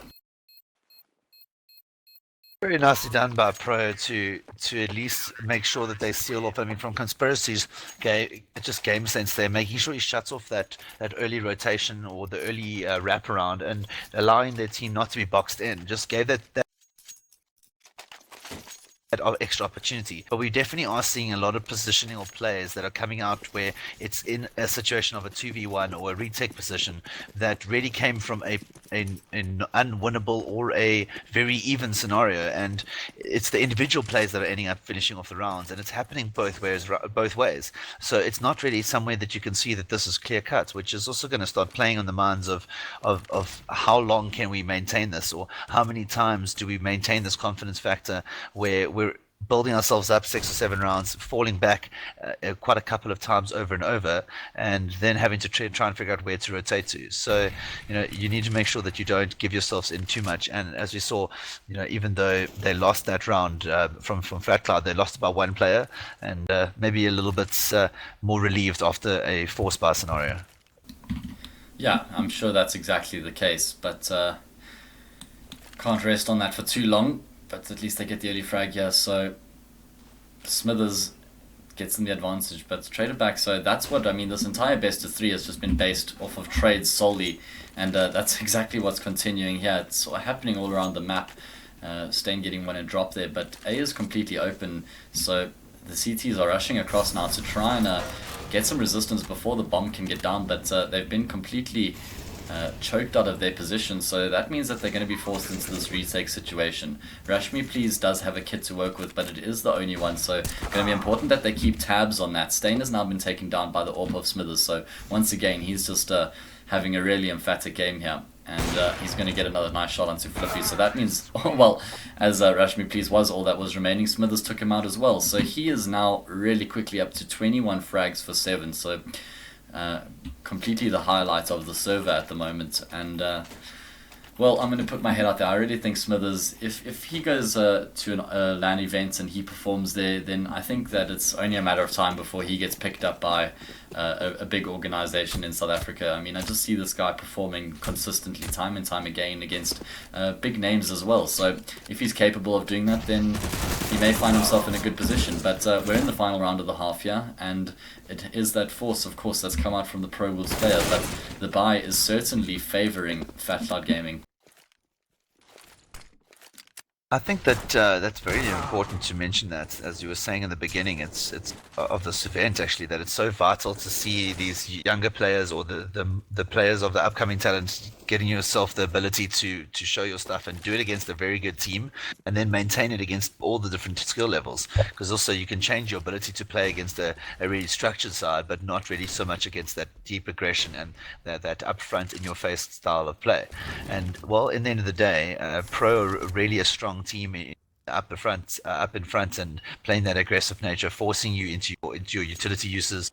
And well, in the end of the day, it's really kept us with some entertaining Counter-Strike and allowing themselves to stay in this map, or in this match, should I say, and just keep that level. I also think Conspiracy, on the other hand, has done some wonders in his team, and also maintaining that top fragging ability. And well, in the end of the day, this is the way that it's playing out. And those two, that's Smithers keeping his team in, so is Conspiracy at many different points. It's a 1 versus 2, and Smithers is going to have to try and prove exactly what we were speaking about, just his ability to hold out the round and seal it off as he does get wrapped around. And well, the time is running out, and that is going to be very difficult for him to get that bomb.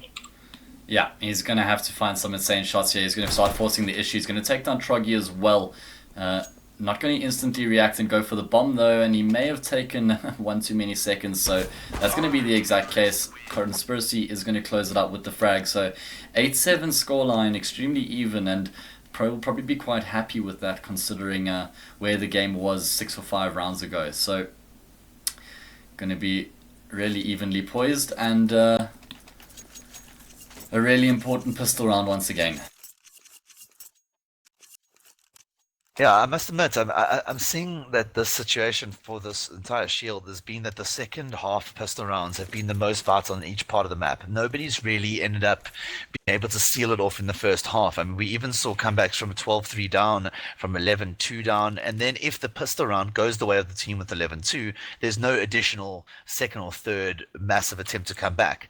So it's great to see that none of the teams really are giving up until the point that you really are wasting your energy in this map and have the ability to get to the next map. So it's also quite additionally interesting just to see the way that the teams are set up on the second pistol. And here we go, they're going to rush straight into drop down.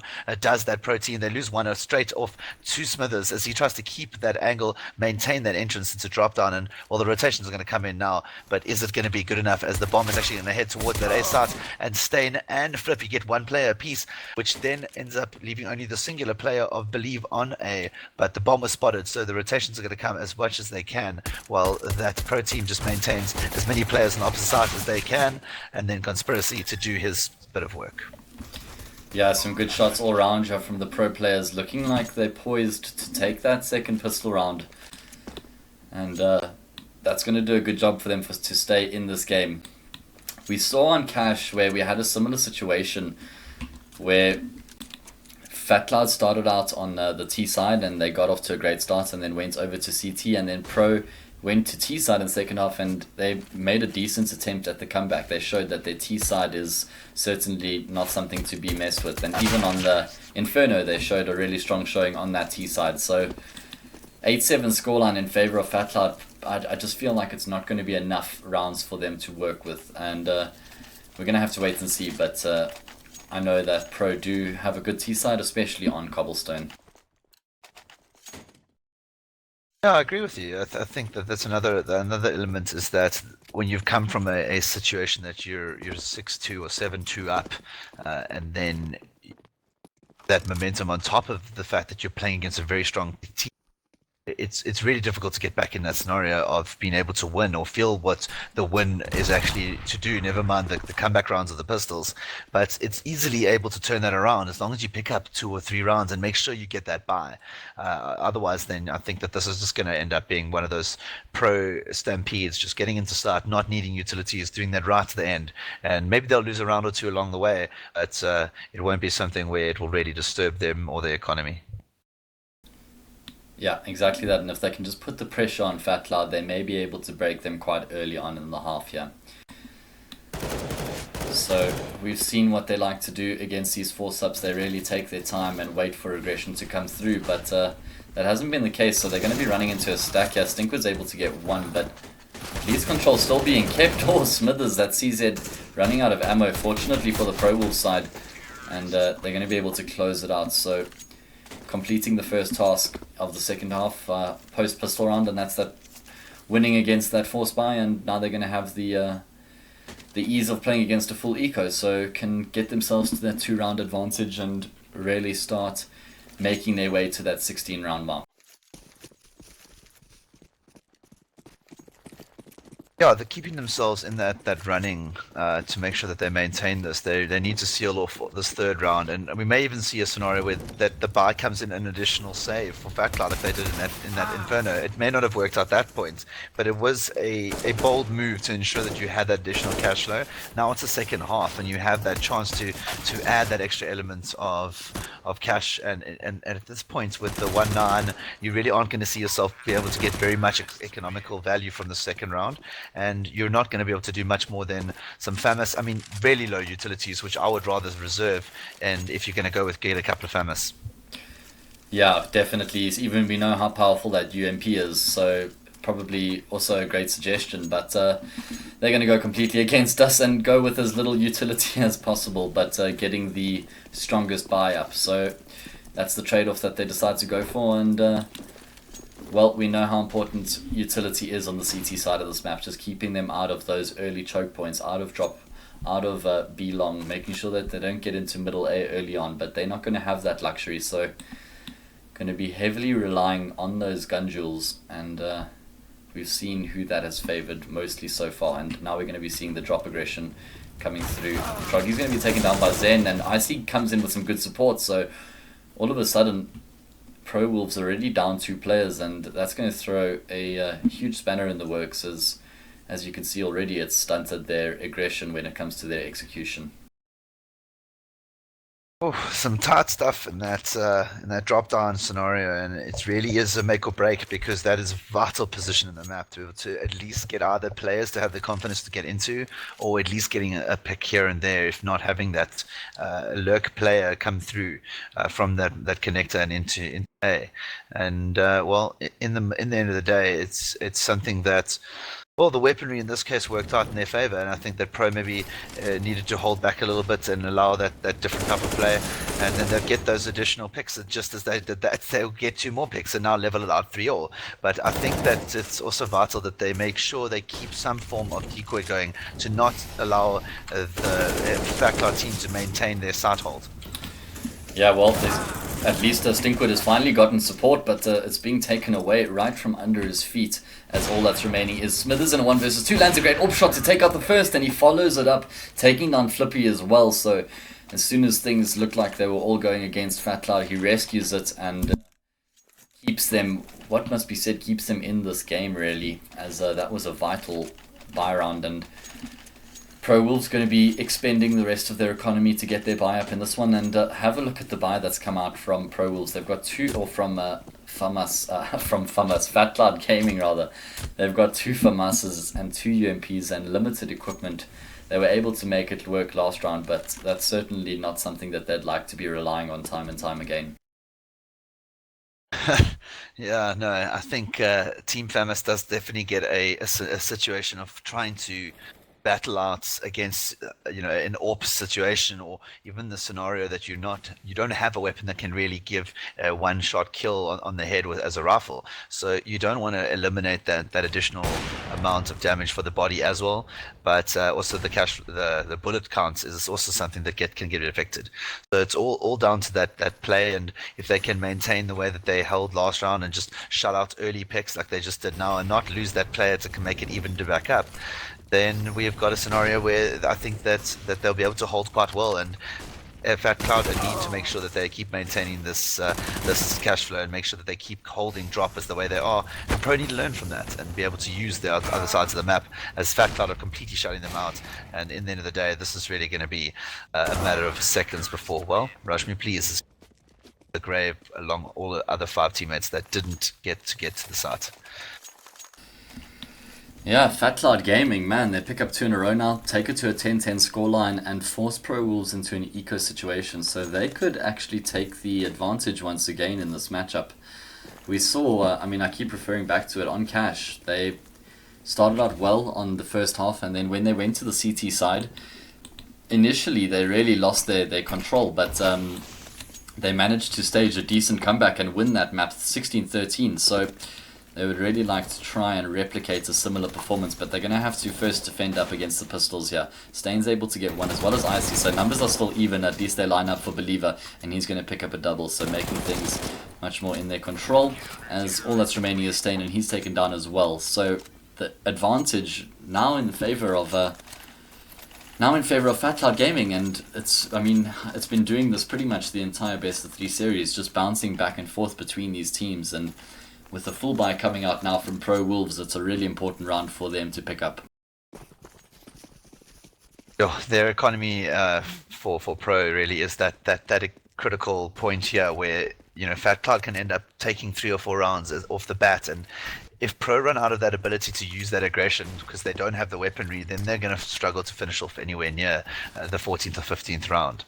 And while Fat Cloud, like you say, in the last round, they shouldn't be focusing too much on having this level of utility and weaponry, because you don't want to be fighting off against AKs with consistent amount of FAMAS. You want to be able to try and take a couple of AKs through to the next round, maintain the number of guys alive, and as they do that, Pro enter straight into that middle area with a bomb fully exposed. The rotations will come all the way around as it's landed in a precarious position, isn't able to be picked up, and now they're down to their 3 players. I say that a 3 versus 2 in favor of that Fat Cloud Gaming, as it gets leveled out once again, constantly going backwards and forwards between each other, as the cross-off is not going to be made, and a little bit too excessively pushed by Icy, as now the final stinkwood is just going to get shot out by Pro, and we're going back to an even scoreline, as just as you thought Fat Cloud could get themselves in a little bit of a toe advantage.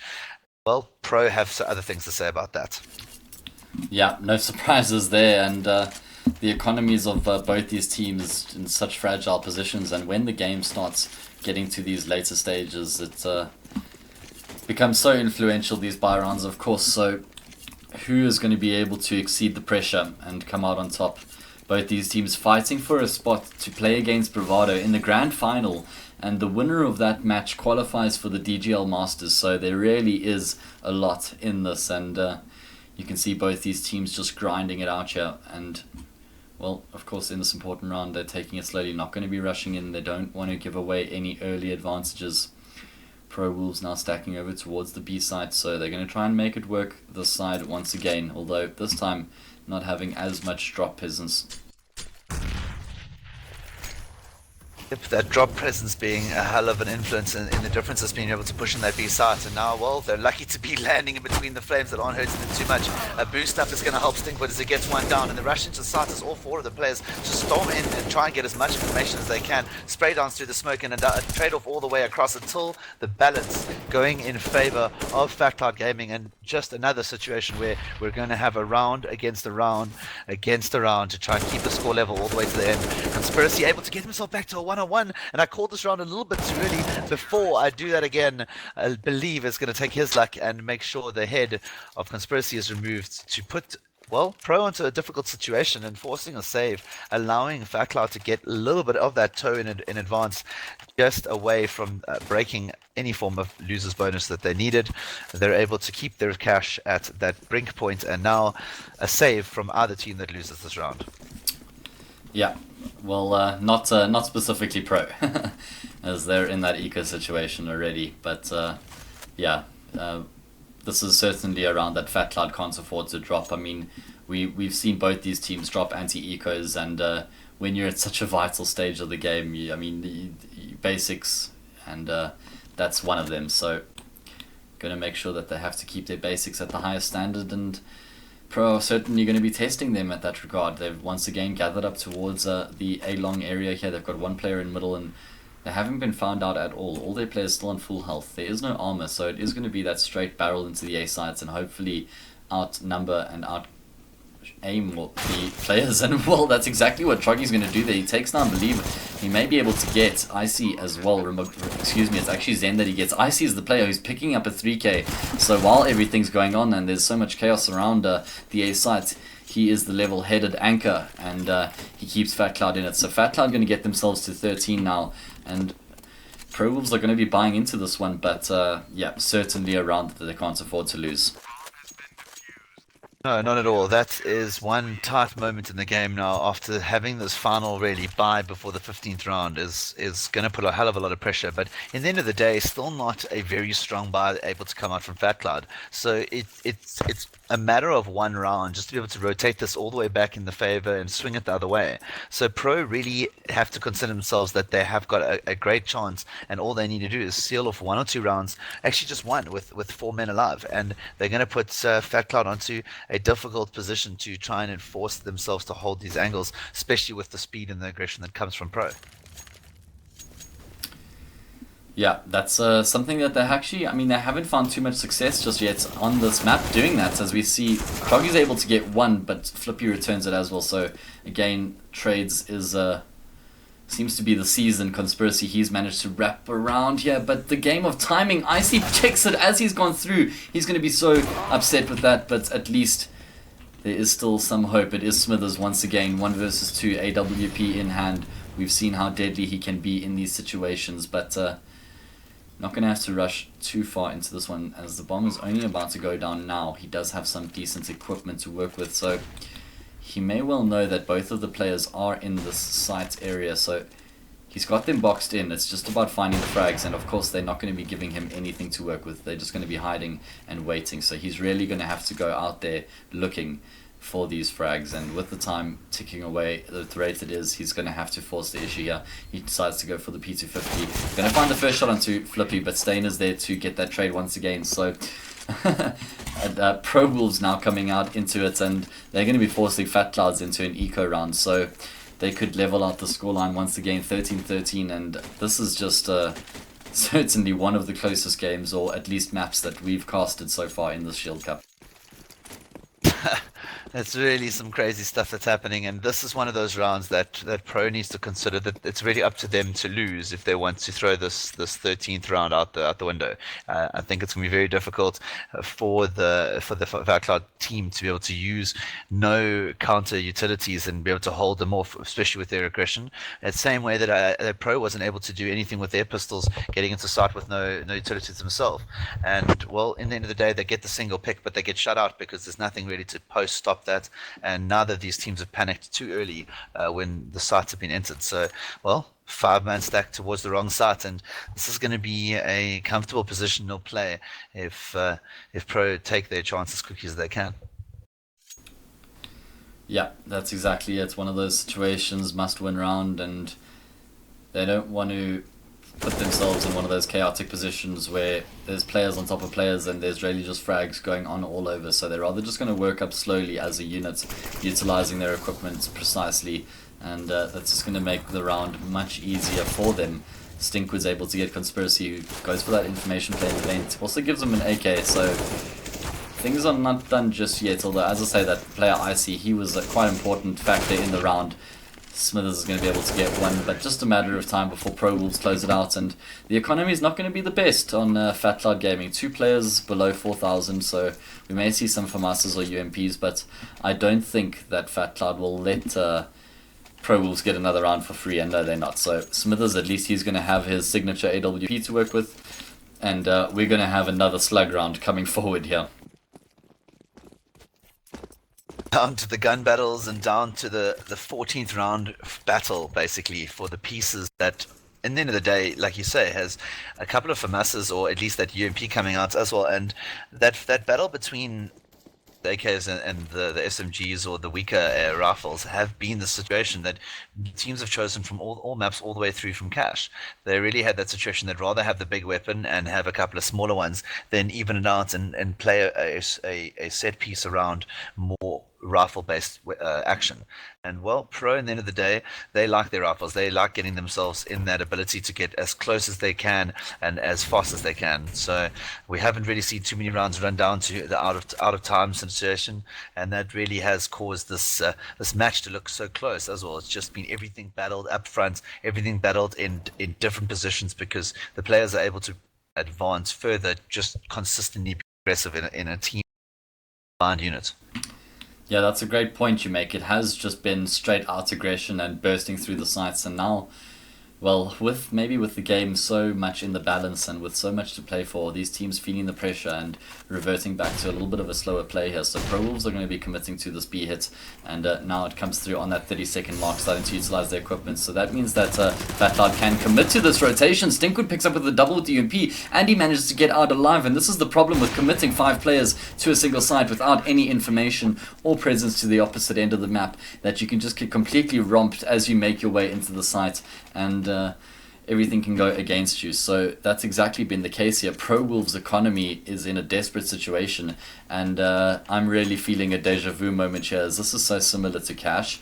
We saw, I think it was 13-13 on Cash as well, and we got to that 15-13 stage because PROwolves ecoed on that round. They rather let Fat Cloud Gaming get to that stage, and then they lost the buy round. So hopefully it's not going to be a Pete in their regard, or from their perspective, but Smithers just single-handedly shutting them down. He's got the AWP and he's close. He's not even backing off the back of that, and that's eventually going to cost him his life. But Zen is there to rectify the situation and save his AWP, so all is not lost. And Fat Cloud Gaming have got 2 possible match and map points here. I mean, these are grand final points we're talking about.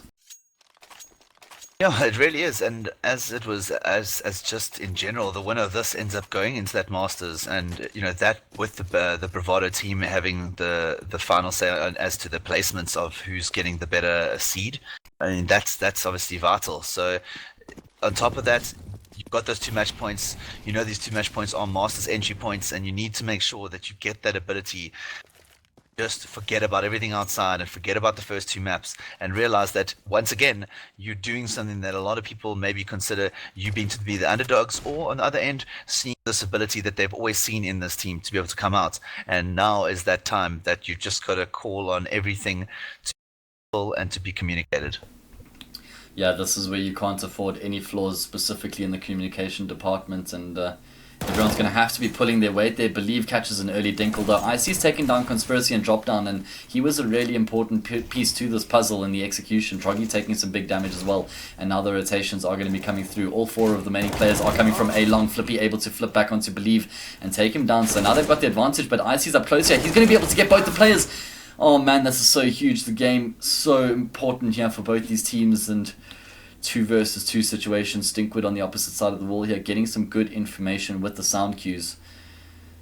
PROwolves retracting this aggression and rather going to try and work their way back through middle. Stinkwood, perfect game sense, turns around at the perfect time, but he flips back, and that's going to allow Stain a free kill. So a game of timing at this stage, and with 24 seconds left on the clock, it's going to have to be that situation where they push straight through into the site once again without wasting any time. And this may play into Smithers' hands with the AWP. He's actually not going to hold the cross angle. He decides to let it go as he gets flashed, and that's going to allow PROwolves to get the bomb down. So looking a little bit better for them in that situation. Staying up close is going to have to be the first person that he deals with.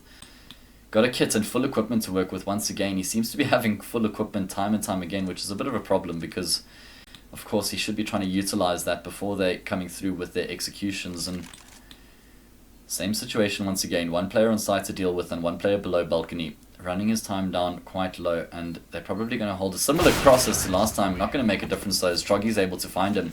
15-14 is the scoreline, and the economy is fairly decent for Fat Clouds to buy back into this one. So that's not going to be a problem in this round. And, well, we've gone the distance in the third and final map. Yeah, once again, we've gone these distances, and if it isn't 30, then it's going to be 36. So this play coming out there from Smithers really being let's say, the differential points in the way that the scoreline's working. And as much as it's 15-14, I'd say that scenario of having a player in a 40-plus scoreline where he's doubling everyone's score on your team is too much of a hindering point, that if you rely on him to take your rounds where it's 1 versus 2, 2 versus 3, or 1 versus 3, on top of that, it's not something that can rely on that much almost educated luck that works in, where you're able to play your situations out and allow the opposition to make the error, or you land that perfect shot every single time. So they need to make sure that they don't leave it relying on him again, and keep that cross ability going, as they really are understaffed in this A site when that 4-man rush comes through if they lose an early player. Yeah, I mean, speaking of that, he also doesn't have the AWP in this round to work with, so they really are going to have to start picking up their game across the board. And, well, here comes that execution to the A sites. At least the rotations have come through a little bit earlier this time, but they are being kept up by the equipment. At least they have got 3 players in this A site, so they're going to have to hold up on the cross here. Flippy's able to get 1, and he even gets a second, and it's actually Stain. At least Smith is able to come back with 2 of his own, but Favor is the way of PROwolves, although Icy's still fighting. He gets taken down as well, so a 1 versus 2 situation. Stinkwood, is he going to be able to close out this situation for Fatlar Gaming, or are we going to overtime? Conspiracy and Troggy, the remaining 2 players. He has got a small window of opportunity where he could get through the smoke here, and they may unexpect it, or rather not expect it. Conspiracy going to miss a shot with the AWP there. That could have been the closing out moment, but not going to be the case just yet. Stinkwood lives to fight another bullet in this round. Gonna know, he knows both the positions of these players, and he managed to get some sprays off, but not going to be able to complete it, and that means we're going to overtime on this third and final map. So Smithers on 43 frags hasn't been enough to get his team over the line, and well, everything is going to be reset from this point in. MR3, both teams starting with $10,000 per half, and yeah, even as it gets. This is some hectic stuff. It's going to keep the heart rate up, I'm sure, and there's no sign of fatigue here, which is really great to see.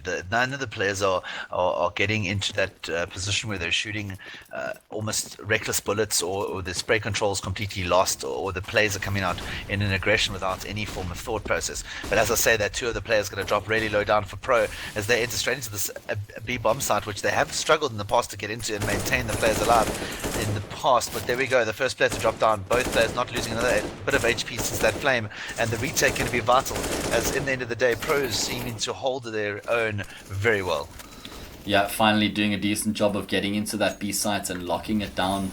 2-man advantage now, and Smithers, he's still alive. He's on the platform position, so they're going to have to deal with him. And, well, that Molotov is going to do a good job initially. Oh, he lands a good shot on sustain, though. But his teammate, Believe, has already up and run out of this round. So, not really fancying his chances. And, I mean, 2 versus 4, Smithers having a cracker of a game. You feel like you want to give him a little bit more time to see if he can get something done from that plat position before you back off. I mean, with that frag, maybe he takes some of the attention, and Believe can find a frag as well, and it's back to a 2 versus 2. But of course, that's all speculation, and well, that's not going to be the case. So, first round of overtime going into Pro, and you feel like when you do get to these precipice rounds, you can't have one man. You can't have a one-man show. It may be enough to get you to overtime, but once you get to that overtime stage, you really need to at least have 2 or 3 players coming to the party. And by that, I mean 100% firing on all cylinders. It's quite ironic that it was exactly that situation that I Believe in Master, or in this case, obviously Smithers, being the top and bottom scorer of fraggers in the team. And you can difference in the energy level, or in the confidence level in that position. It was some exact scenario that even though Smithers had a flame in front of him and potential player, he still went for the AWP. Before I say anything more, Pro are going to come running straight back into the speed A bomb site this time, and having no problem whatsoever. They keep all 5 men alive as they get across, and there we go, taking on 3 players already. So the confidence level is dropping down very quickly from the perspective of FC, as well. That was something that showed exactly the opposite of what they needed to do to keep the cash flow, because now their third round this half a little bit difficult. Yeah, especially if Pro are able to pick up all 3 of these rounds. That second half is going to be not a fun one for Fat Cloud Gaming. Their economy, it's not great. Stinkwood reduced to the 5.7s, then he's on the UMP, so they're going to be relying on that AWP of Smithers once again to get some heavy yards done here. He's going to be in the right position as Pro have just continued straight into this B aggression. At least I see this time he finds the first frag. He's even able to pick up a second, so Fat Clouds look like they may be able to get around in this half, although as soon as I say that, Flippy and Rush Me Please just going absolutely insane between the two of them. Stain is going to chime in as well, and well, Fat Cloud looked like they had some sort of entry into that round, but it's been completely taken away from them, and that's going to be PROwolves completing the 3-round sweep in that first half of overtime. Well, something that we haven't seen a lot of is completing all 3 rounds in the first overtime. We've seen it once happen in that second overtime situation, but it's really a crushing aspect to be able to get all 3. And it also hasn't been a scenario where we've seen teams third round of the first half of overtime have that low cash flow. So it was good from the perspective of Pro just to seal it out, just to make sure they don't end up throwing away a must-win situation where it wasn't even must-win from the perspective of the rounds, but just more of a need to win from the way that it started off. And, well, maintaining that, they're going to have to stop this FC rush coming straight in as their first round in that second half, or in the first half at least. It wasn't as easily executed against them, and Pro lost a couple of players early last time. Yeah, gonna try and at least not do the same thing here. Smithers, as he's backing out, is able to take one down with the AWP. That's Flippy, a rotating player, so that's going to raise a few question marks in the PROwolves camp. What is actually coming out from this execution? And well, Troggy, an opportunity here to even out the numbers game. He's going to do that. He's going to decide to actually stay up on the boost here, so he might be punished for that. In fact, he isn't, so somehow he still keeps his life. 4 versus 3 numbers advantage of Pro, and well, it goes without saying that Fat Cloud need to win all 3 of these T rounds to keep themselves in this half. Well, that spray timing is good from Troggy, but it's not enough to get the frag, and Bomb going to up its way back towards the B sites. With 40 seconds left, they certainly have enough time, and although the numbers are still in favor of Pro, they are going to be executing with at least 2, maybe 3 players into that B site, which is currently only defended with 2 players, so they may have a slight advantage if they move quickly, which they are at the moment. I see spotting out Rush Me Please, who's checking towards that long area, so not going to be able to get that frag, and now that means the rotations have come through. With only 18 seconds left, it's going to have to be a flawless execution from them. Conspiracy is able to get one. Believer is the only player remaining in the situation, and he's going to get taken down. So finally, we have a result as well as a winner. It's going to be PROwolves taking up that spot in the grand final, joining Bravado Gaming. That's definitely going to be an exciting game. But finally, we can have a conclusion.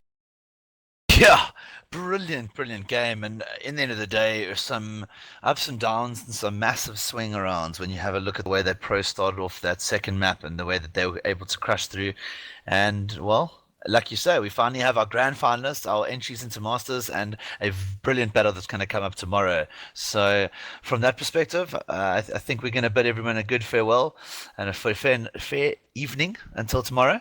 I am Wham, and please do give us a follow on our Twitters. Give us some criticism, some constructive level of criticism if you need, and then some other ideas or things that you'd like to see. Myself at Wampy.PRE16, and then my co-caster here, Hayes, at CSGO with a 3 for the E. Yeah, you can't forget it, guys. All right, make sure you join us for that grand final tomorrow, guys. We'll be seeing you. Cheers. Cheers.